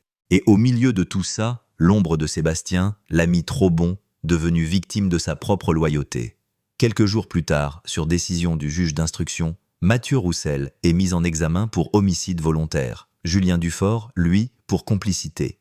Mais l'affaire est loin d'être bouclée, car une expertise informatique vient ajouter un nouveau rebondissement. En fouillant dans l'ordinateur de Mathieu, les enquêteurs tombent sur un dossier supprimé, contenant plusieurs captures d'écran de messages Messenger échangés avec Sébastien, mais aussi avec Julien. Le contenu est accablant. On y lit « Il faut qu'il arrête de nous prendre de haut. T'inquiète, ce soir, il va comprendre. » Pas question de reculer cette fois. Ces échanges datent du jour même du meurtre, entre 17h et 20h. Pour Delaunay, c'est clair, ils avaient planifié un guet-apens. Une mise en scène entre amis, censée tourner à la confrontation verbale, mais qui a viré à la tragédie. Le parquet du Mans ouvre alors une information judiciaire élargie, requalifiant les faits en homicide volontaire en réunion. L'affaire prend une ampleur médiatique considérable. Les journalistes s'installent devant la gendarmerie, les chaînes locales relaient chaque détail. Dans le village, les habitants sont sous le choc. C'étaient des garçons sans histoire, répète-t-on. On les voyait souvent ensemble, on n'aurait jamais cru. Le contraste entre l'image d'amis inséparables et la réalité du meurtre fascine autant qu'il effraie. Pendant ce temps, en détention provisoire, Mathieu écrit des lettres à sa mère. Dans l'une d'elles, lue plus tard à l'audience, il dit « Je ne sais pas comment j'ai pu faire ça. J'ai voulu me venger, mais c'est allé trop loin. Quand j'ai vu son regard, j'ai compris que tout était fini. » Ce regard, celui de Sébastien, au moment où tout bascule, hantera longtemps les esprits. Les experts psychiatres décrivent Mathieu comme impulsif, égocentrique, incapable de gérer la frustration, mais pas fou. Julien, lui, est qualifié de manipulateur froid, cherchant toujours à minimiser sa responsabilité. Les deux hommes, en cellules séparées, s'accusent mutuellement. « C'est lui qui m'a chauffé », écrit Mathieu. « C'est lui qui a frappé le premier », répond Julien. Pour Delaunay, la vérité se situe quelque part entre les deux. Une vérité sordide, où la jalousie, l'échec et la rancune ont remplacé l'amitié. Pourtant, un dernier élément viendra bientôt bouleverser tout le dossier. Un voisin, jusque-là jamais entendu, se présente spontanément à la gendarmerie. Il affirme avoir entendu 2 voix distinctes dans la maison de Sébastien vers 23h40, puis un cri suivi d'un bruit de portière. Or, l'analyse téléphonique montre qu'à 23h42, le téléphone de Julien se connectait encore à une antenne proche du domicile. Autrement dit, il était toujours là. Ce témoignage pourrait tout changer, car s'il est confirmé, alors Julien n'est plus un simple complice passif. Il est co-auteur. Dans le bureau du capitaine Delaunay, l'attention est à son comble. Les photos de la scène, les relevés d'appel, les visages des suspects tapissent les murs. Ces 2-là se sont détruits ensemble, dit-il à voix basse. Mais je veux savoir qui a porté le dernier coup. Et bientôt, un détail oublié, un simple fragment de verre, viendra apporter la réponse. Le fragment de verre. C'est un petit éclat à peine visible, retrouvé coincé entre 2 lames du plancher, près du canapé, où Sébastien a été frappé. Au départ, les techniciens de la police scientifique pensaient qu'il provenait d'un des cadres brisés lors de la bagarre. Mais en l'analysant de plus près, ils découvrent que ce n'est pas un verre de cadre, ni de bouteille. Il s'agit d'un morceau de verre de phare automobile. Et sur ce fragment, miraculeusement, une trace ADN partielle est détectée, celle de Julien Dufort. Ce détail, presque insignifiant, change tout. Car cela signifie qu'à un moment précis, Julien s'est trouvé dehors, près de la voiture, au moment où le phare s'est brisé. Les enquêteurs reconstituent alors la scène. Après la dispute, Sébastien tente de fuir, sort précipitamment de la maison, court vers l'extérieur. Mais la voiture, garée dans l'allée, devient son piège. Peut-être a-t-il voulu s'y réfugier, peut-être a-t-il tenté d'y trouver ses clés. C'est là qu'un second, assaillant le rattrape. Le fragment de verre correspond exactement au phare avant droit de la Renault Clio de Julien, qui porte d'ailleurs un impact, relevé par les gendarmes lors de la perquisition. Julien, convoqué pour une nouvelle confrontation, perd enfin son masque. Il tente d'abord d'accuser Mathieu. « C'est lui qui m'a appelé, il m'a dit de venir, j'ai voulu l'aider. » Mais les preuves s'accumulent. Les caméras de la station-service, le ticket, le verre, l'ADN. « Tu ne l'as pas seulement poussé à agir, Julien, » tranche Delaunay d'une voix ferme. « Tu étais là. Tu as fini ce que l'autre avait commencé. » À cet instant, Julien se lève brusquement, tremble, puis s'effondre sur sa chaise. Ce n'est plus un complice, c'est un co-tueur. Il finit par lâcher, dans un souffle. Il respirait encore. J'ai cru qu'il allait me dénoncer. La phrase résonne dans la salle comme un coup de tonnerre. Selon lui, tout serait allé trop loin. Mathieu aurait frappé le premier, furieux. Sébastien, à terre, aurait tenté de se relever, d'appeler à l'aide. Julien, paniqué, aurait saisi la barre de fer et frappé à son tour, pour qu'il se taise. C'est le dernier coup, celui qui a fracturé le crâne de Sébastien, que les experts médico-légaux qualifieront de fatal. L'affaire vient de prendre une tournure tragiquement limpide. Ils l'ont tué ensemble. Mais ce qui intrigue Delaunay, c'est le mobile. Pourquoi une telle rage ? Pourquoi ce besoin d'en finir avec un ami d'enfance ? Les lettres retrouvées plus tard dans la chambre de Mathieu apportent un début de réponse. Il s'y plaint d'avoir été humilié, remplacé, oublié.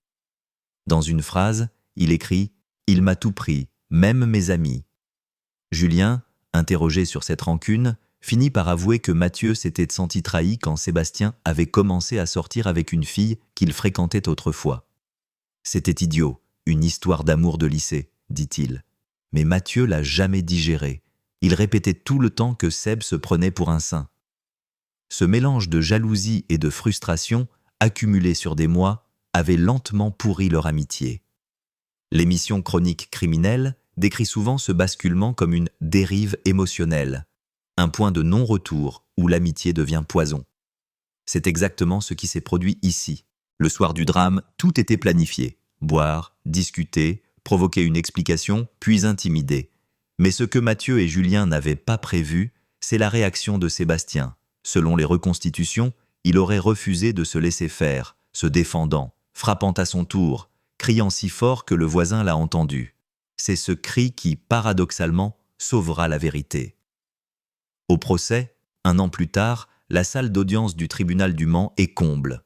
La mère de Sébastien, petite femme au regard éteint, s'assoit au premier rang. Derrière elle, le père de la victime serre dans ses mains une photo de son fils. Les accusés entrent, encadrés par les gendarmes. Mathieu, le visage creusé, évite le regard de la famille. Julien, impassible, garde la tête haute, comme s'il voulait encore contrôler la narration. Le président de la cour d'assises lit l'acte d'accusation.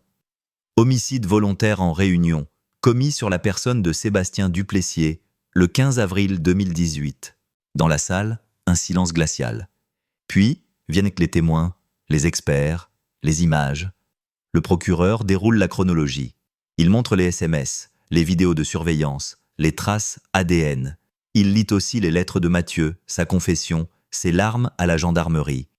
Quand la voix de Julien, enregistrée lors de son premier interrogatoire, retentit. « Je voulais juste qu'il arrête de me juger ».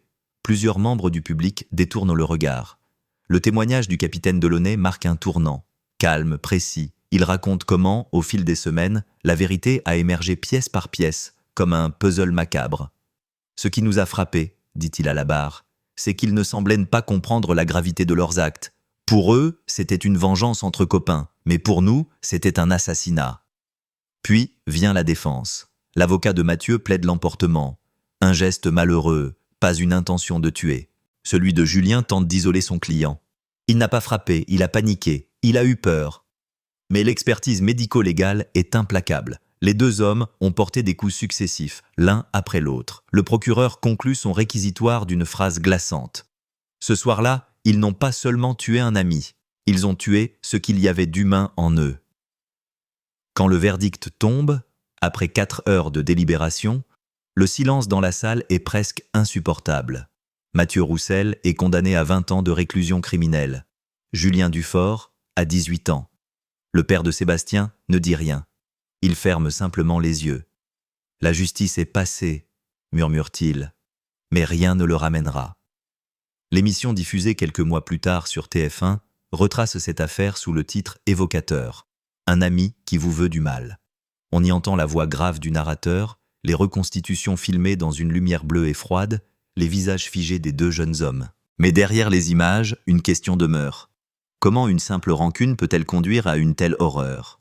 Dans les mois qui suivent, dans le village d'où ils étaient originaires, on évoque encore souvent cette histoire. Les gens parlent à voix basse, comme si prononcer le nom de Sébastien réveillait un fantôme. Certains disent que Mathieu écrivait des poèmes à son ami dans leur adolescence. D'autres se souviennent de Julien, toujours à la traîne, cherchant à plaire au plus fort. 3 trajectoires liées par la fragilité humaine. Et pourtant, au fond, ce qui glace le plus, c'est cette idée qu'aucun des deux meurtriers n'avait vraiment prévu de tuer. Ils ont juste laissé la haine prendre toute la place. Le capitaine Delaunay, dans une interview des années plus tard, confiera « C'est l'une des affaires qui m'a le plus marqué. Pas pour la violence, mais pour ce qu'elle disait de l'amitié. On peut mourir de l'amour des autres, parfois. » Il regarde la caméra, le regard fatigué.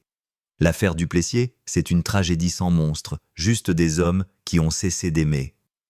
Le 14 mars au matin, le village de Saint-Rémy s'éveilla dans une étrange torpeur. Les gendarmes étaient toujours là, quadrillant le bois derrière la ferme des Duplessier, ratissant les fossés et les sentiers à la recherche d'un indice que, la veille encore, ils croyaient inexistant. La disparition de Sébastien était devenue l'affaire de tout le canton. Les journaux locaux titrèrent déjà sur « l'énigme Duplessier ». Mais derrière les titres et les murmures, une tension sourde se répandait, celle d'un mensonge collectif, d'une vérité que personne ne voulait affronter. Le père de Sébastien, un homme taciturne, fixait les champs depuis la fenêtre, comme s'il cherchait à lire dans le vent un signe de son fils. Sa mère, Élodie, priait sans fin, persuadée que son enfant allait franchir la porte, le sourire aux lèvres, disant qu'il avait juste eu besoin de partir quelques jours. Pourtant, à chaque heure qui passait, cet espoir s'effritait un peu plus. Dans le bureau du capitaine Morel, les dossiers s'empilaient. Il avait interrogé tous les amis du jeune homme, les collègues, les professeurs. Et un prénom revenait, encore et encore. Lucas. Les deux garçons étaient inséparables, presque frères, disaient certains. D'autres, plus prudents, évoquaient des tensions, des dettes, une jalousie latente. Morel nota tout. Ce genre de liens étroits, pensait-il, cachait souvent des fissures invisibles à l'œil nu. Vers midi, il convoqua Lucas. Le garçon arriva, le visage fermé, les mains dans les poches. Il semblait nerveux, sur la défensive, mais tenta d'afficher un air détaché. « Je ne sais rien, monsieur le capitaine, je vous l'ai déjà dit. On s'est quitté vers 22h, il est rentré chez lui. » Morel le fixa longuement. « Et cette histoire de dette, on dit qu'il t'avait prêté de l'argent. » Lucas haussa les épaules. « Des conneries, c'était juste entre potes. » Pourtant, quelque chose dans son ton sonnait faux, presque trop rapide. Morel, habitué aux menteurs malgré eux, sentit une fissure. Il nota les gestes, les micro-expressions, cette manière d'éviter le regard, de gratter sa main droite. Mais sans preuve, il ne pouvait rien. À la sortie du bureau, Lucas tomba nez à nez avec Clara, la petite amie de Sébastien. Les yeux rougis, elle le regarda comme on fixe un étranger. « Tu sais quelque chose, pas vrai ?» Lucas détourna la tête. « Non. » Ce simple mot fit naître un doute plus fort que 1000 explications. Clara, elle, ne croyait plus à une disparition volontaire. Elle savait que Sébastien ne serait jamais parti sans prévenir, surtout pas sans elle. Le soir, dans la chambre qu'il partageait à souvent, elle relut les derniers messages qu'il lui avait envoyés. Des mots tendres, mais aussi un étrange pressentiment.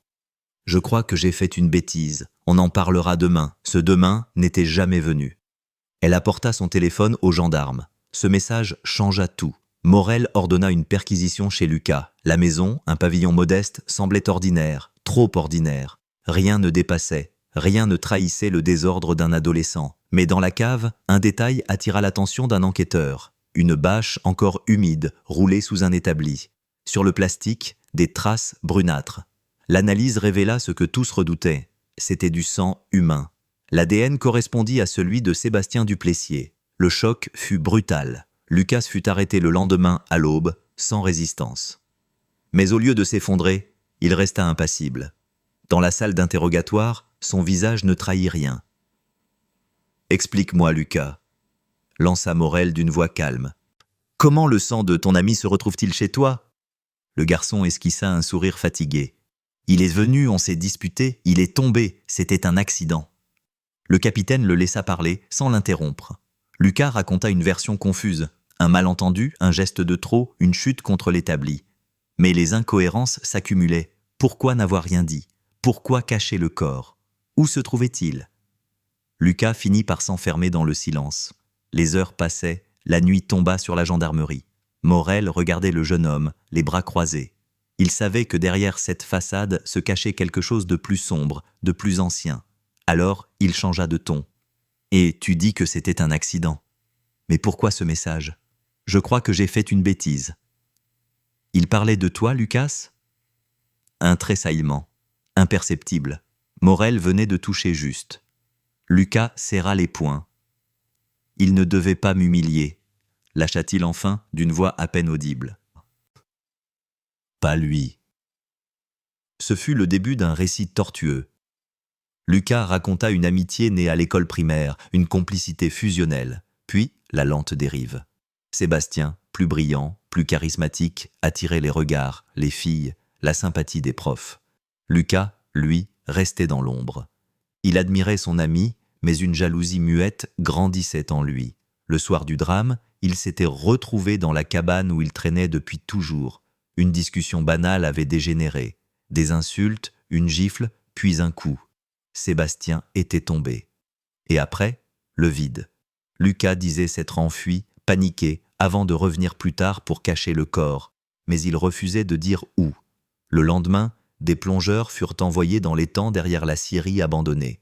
Après plusieurs heures, un sac lesté fut remonté à la surface. À l'intérieur, le corps de Sébastien, enroulé dans la même bâche retrouvée chez Lucas.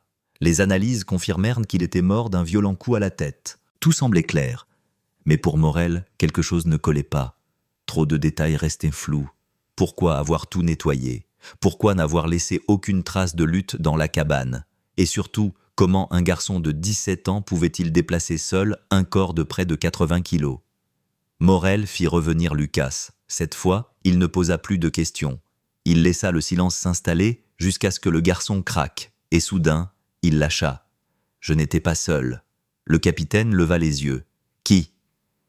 Lucas hésita longuement, puis prononça un nom qui allait tout bouleverser. Ce n'était pas celui d'un camarade ni d'un complice imaginaire, c'était celui d'un adulte, un homme connu dans le village, respecté, proche de la famille Duplessier. L'enquête venait de changer d'échelle. Le nom tomba dans la salle comme un couperet, Monsieur Delmas.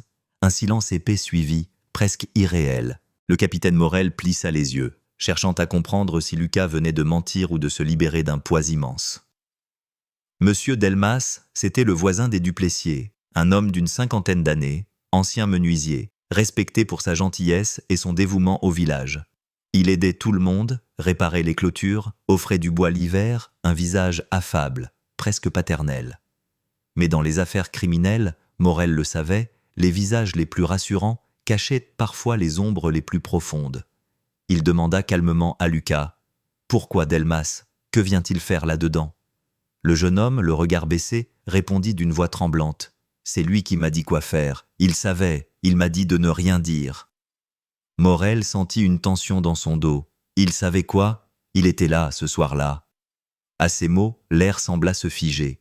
L'adolescent raconta, d'une traite, comme s'il se vidait de tout. Après la dispute avec Sébastien, il avait paniqué, s'était enfui dans les bois. Il avait croisé Delmas, qui promenait son chien. Voyant le garçon en larmes, couvert de sang, Delmas l'avait calmé, écouté, puis il lui avait dit « Ne dis rien, on va arranger ça, tu vas me suivre. » Ils étaient revenus ensemble à la cabane. Le corps de Sébastien gisait encore là. Delmas avait regardé la scène sans émotion, puis avait sorti un vieux sac de chantier. « On va le mettre là-dedans, » avait-il dit. « Personne ne doit savoir. Si tu parles, ta vie est finie. » Décideur.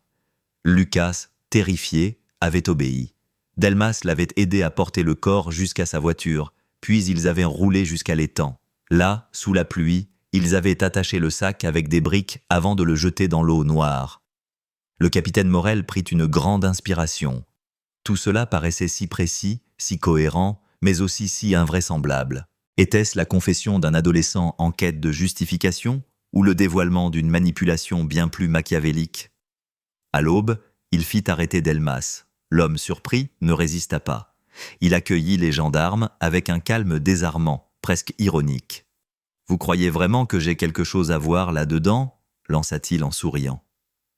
Dans le bureau de Morel, il garda la même attitude, posé, froid, presque condescendant. « Ce garçon est perdu, capitaine.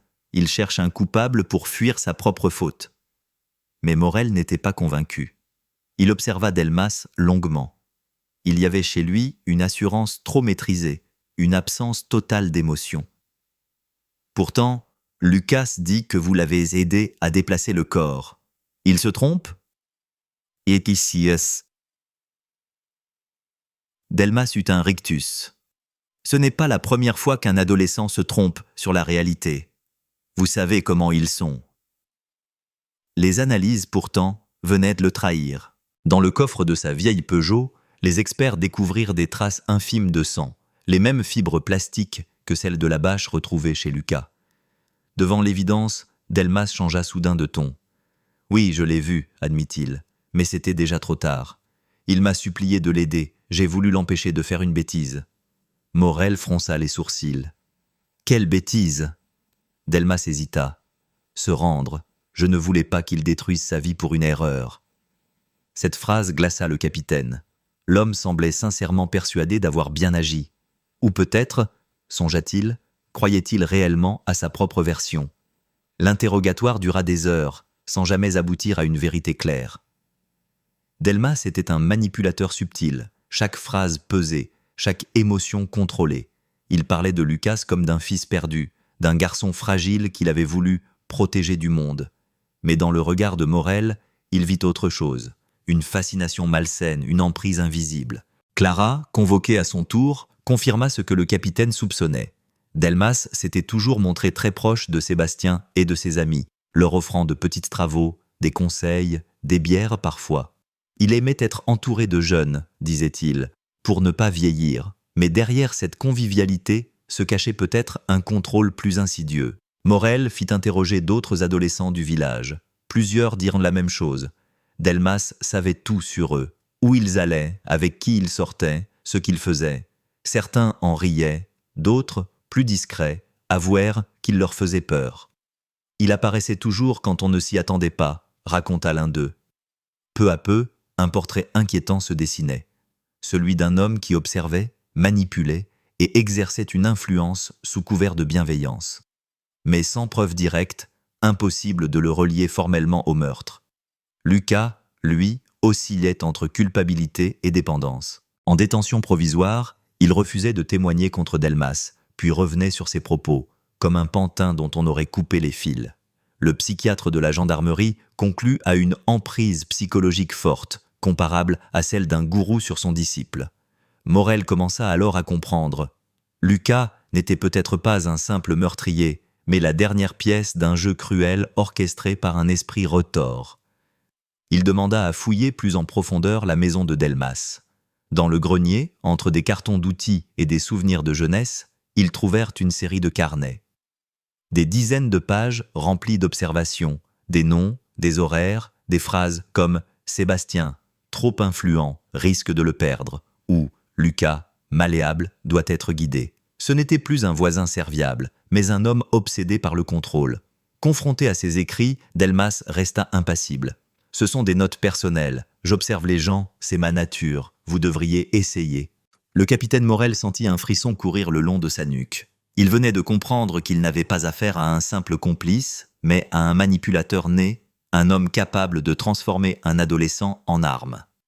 Il imagina la scène, la dispute, la provocation, la colère de Lucas, la chute, puis Delmas surgissant, froid, méthodique, transformant le drame en opportunité.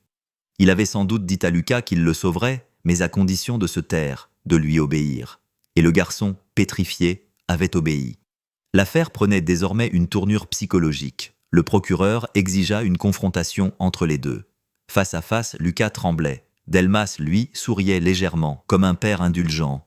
« Tu te rappelles, Lucas, on a voulu faire ce qu'il fallait. Tu sais que je ne t'aurais jamais laissé tomber. » Le jeune homme le fixa, les yeux remplis de larmes.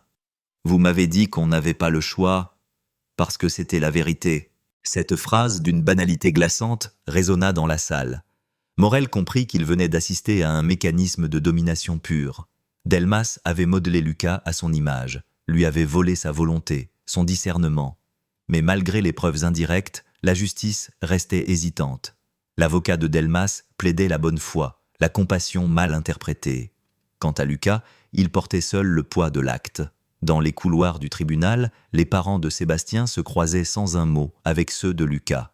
Deux familles brisées par le même monstre invisible. Le procès s'annonçait long, complexe, et personne ne pouvait encore imaginer ce qu'allait révéler le témoignage de dernière minute, celui qui allait enfin dévoiler la face cachée de l'affaire du Plessier. Le procès s'ouvrit dans une atmosphère pesante. 3 ans s'étaient écoulés depuis la nuit tragique, mais pour les habitants de Saint-Rémy, le temps semblait s'être figé à ce moment précis, celui où le corps de Sébastien avait été repêché des eaux sombres de l'étang. Dans la salle d'audience, les bancs étaient pleins. Journalistes, curieux, anciens camarades de classe, tous étaient venus voir de leurs yeux le duel silencieux entre Lucas, l'adolescent devenu meurtrier malgré lui, et M. Delmas, le voisin respecté, accusé d'avoir manipulé un esprit fragile. Les deux hommes étaient là, séparés par un vide plus profond que la mort elle-même.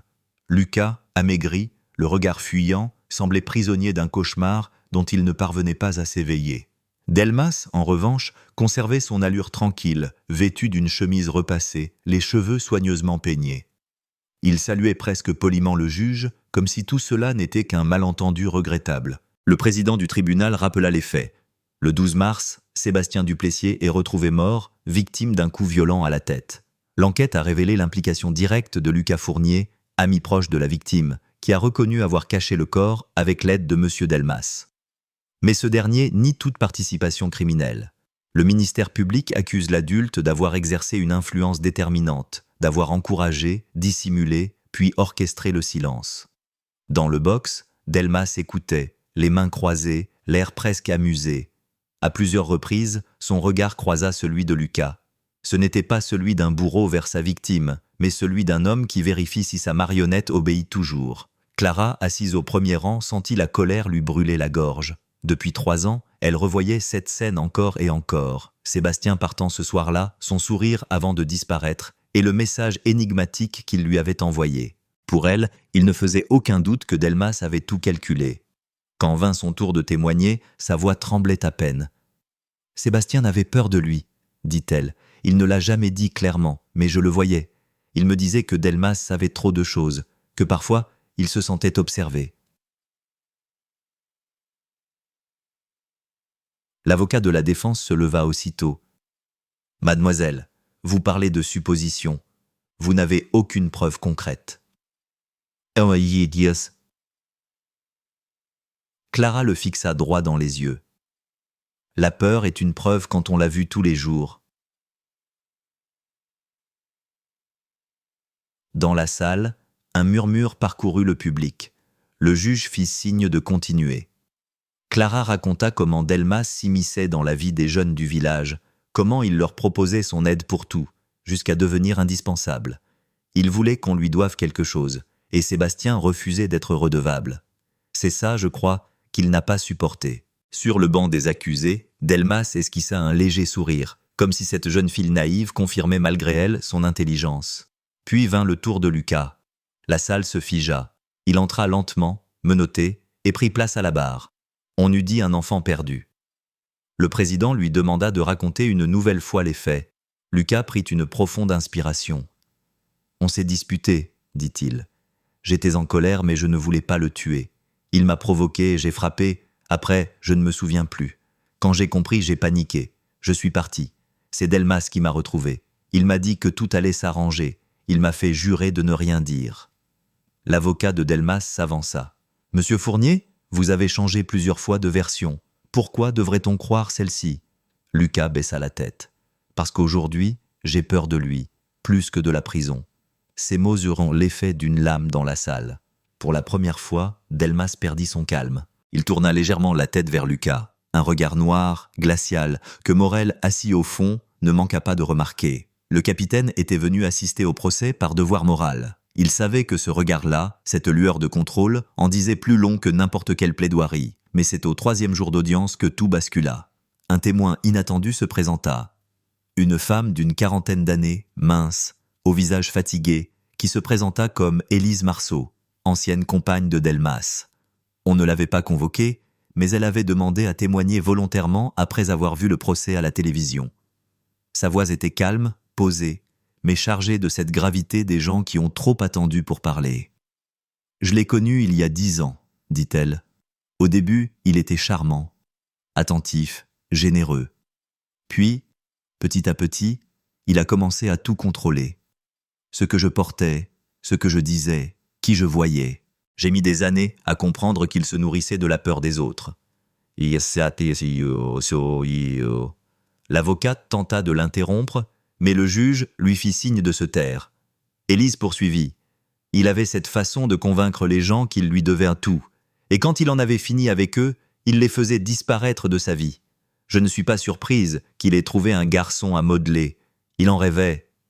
La salle resta muette. Delmas, cette fois, ne souriait plus. Son visage s'était durci, ses yeux s'étaient plissés. Morel, dans le fond, sentit que le masque venait enfin de se fissurer. L'audience prit une tournure psychologique. Les experts, appelés à la barre, décrivirent un profil manipulateur, narcissique, dominateur, capable d'exercer une influence profonde sur des personnalités fragiles. L'un d'eux parla même de syndrome d'ascendance totale, une forme de pouvoir mental dans laquelle la victime cesse de distinguer le bien du mal. Lucas, selon eux, emportait tous les stigmates. L'accusation demanda une requalification des faits. Meurtre sous influence et complicité active de dissimulation.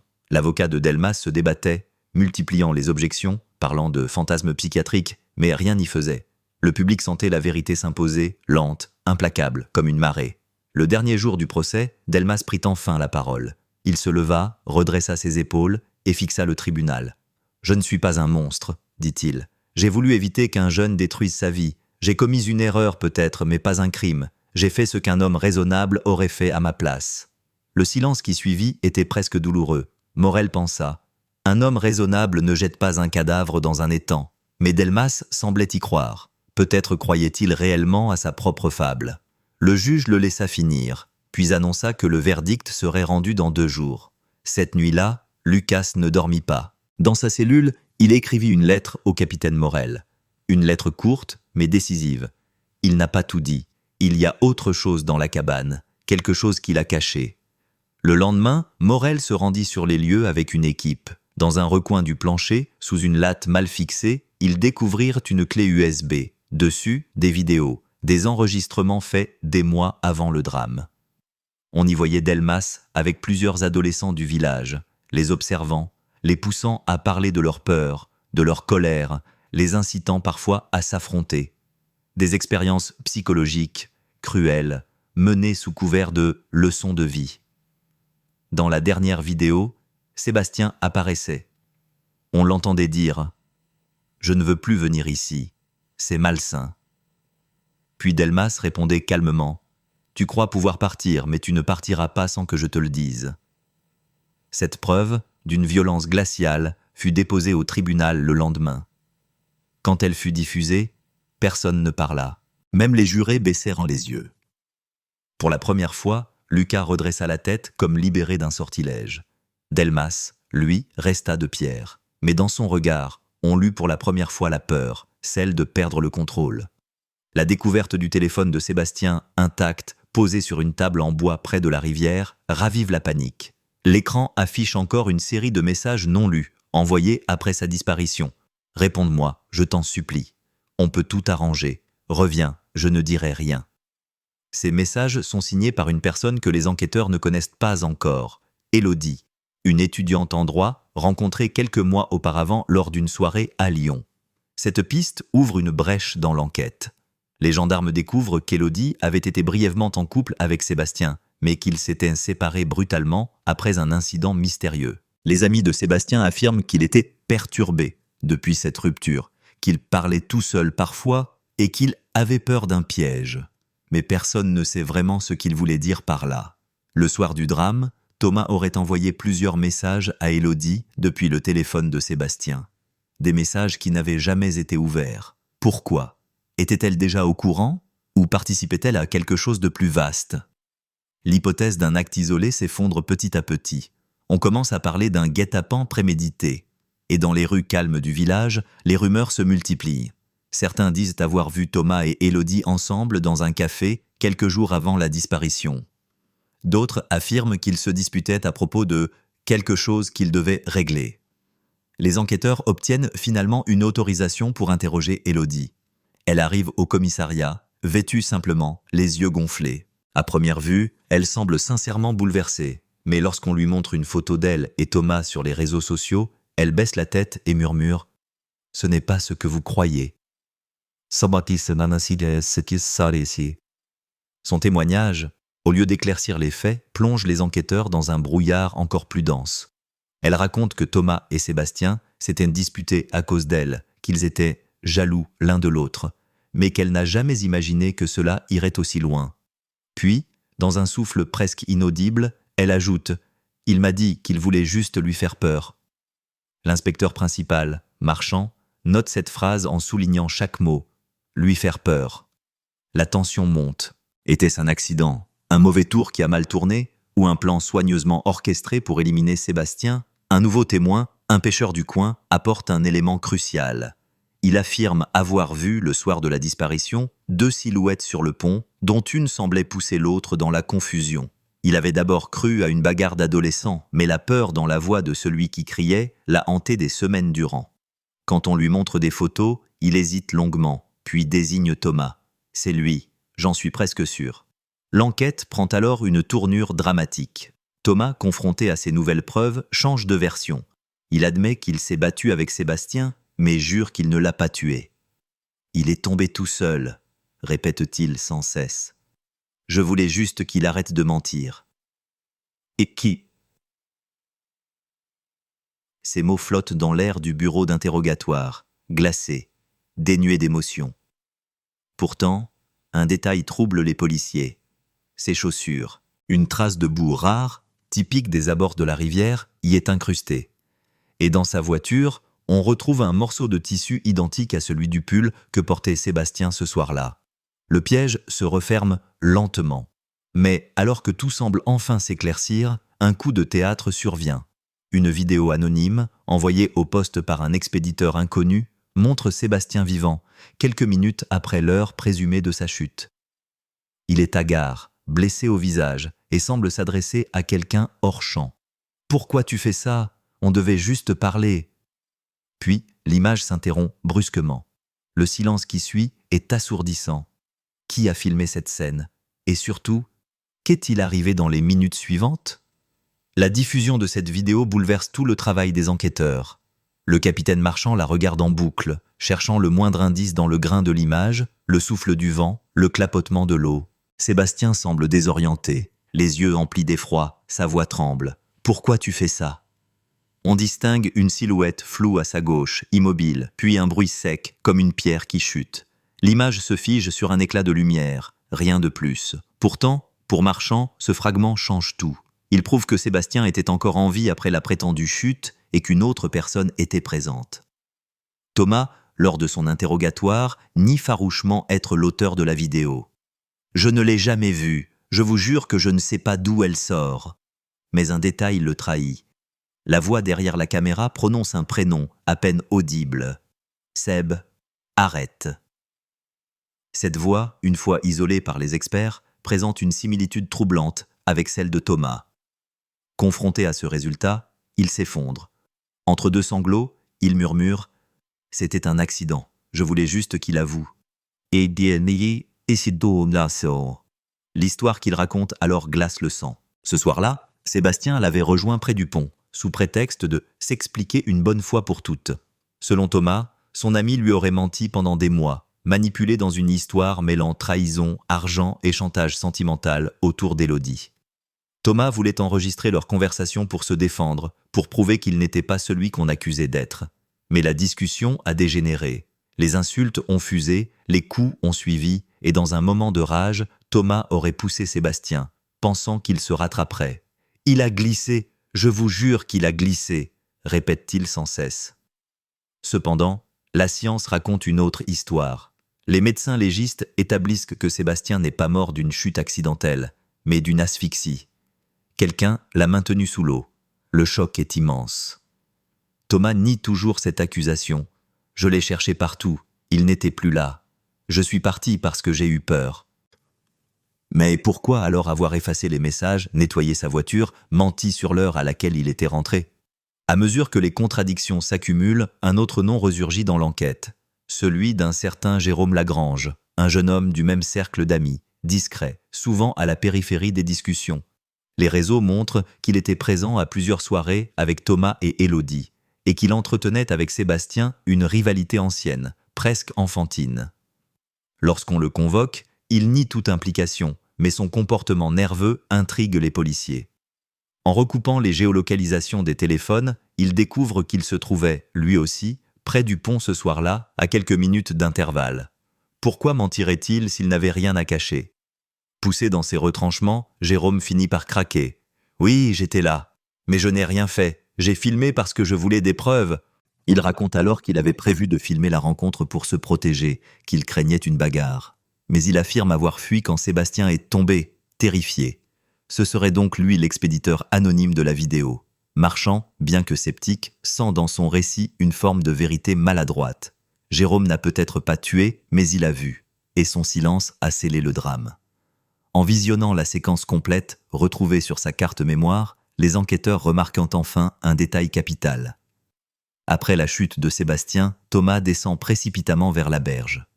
On distingue ses pas dans la boue, sa silhouette se penchant au-dessus de l'eau, puis un long moment sans mouvement. Quand il revient, sa chemise est mouillée.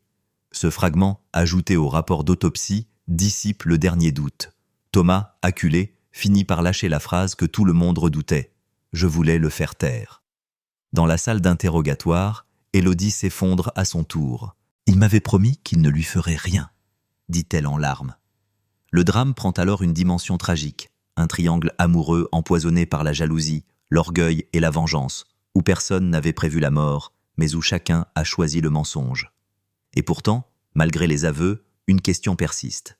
Si Thomas a bien commis le geste fatal, pourquoi n'a-t-on jamais retrouvé le corps de Sébastien? Ni dans la rivière, ni dans les environs. Le courant n'aurait pas pu l'emporter aussi loin, et aucune trace ADN n'a été relevée au-delà du pont. Comme si quelqu'un, après la scène, avait fait disparaître les dernières preuves. Marchand, pensif, murmure. peut-être qu'il n'a jamais quitté cette forêt. Le froid tombe sur la vallée, et avec lui une tension presque palpable. Cela fait maintenant 3 mois que Thomas est en détention provisoire, attendant son procès pour homicide volontaire. Pourtant, malgré les aveux partiels, le dossier reste incomplet. Sans corps, le crime demeure une énigme suspendue. Le capitaine Marchand, obsédé par cette absence, retourne sans cesse sur les lieux du drame. Le pont, la berge, les sentiers boueux, tout semble muet, comme si la forêt elle-même refusait de livrer son secret. Un matin d'octobre, une battue est organisée à nouveau. Des bénévoles, des chiens pisteurs, des drones survolent la rivière. Et soudain, un des chiens s'arrête, aboie, gratte la terre humide. À quelques mètres du vieux chêne, sous une couche épaisse de feuilles et de pierres, les fouilles mettent au jour un tissu bleu sombre, puis un bracelet de cuir gravé aux initiales SD. Le silence se fait. Quelques heures plus tard, les experts confirment l'impensable. Il s'agit bien de Sébastien Duplessier. Le corps, en état de décomposition avancée, porte des traces de lutte, mais aussi des marques d'un déplacement postérieur à la mort. Quelqu'un l'a traîné jusque-là. Ah. L'hypothèse d'un complice refait surface. Thomas, interrogé une dernière fois, répète « Je l'ai laissé dans la rivière, je vous le jure ». Son ton est sincère, presque paniqué. Alors qui a déplacé le corps? Et pourquoi? En reprenant les vidéos de surveillance du village voisin, un détail échappé jusque-là attire l'attention. Une voiture blanche, celle d'Élodie, circule sur la route forestière à 3h17 du matin, soit près d'1 heure après les faits.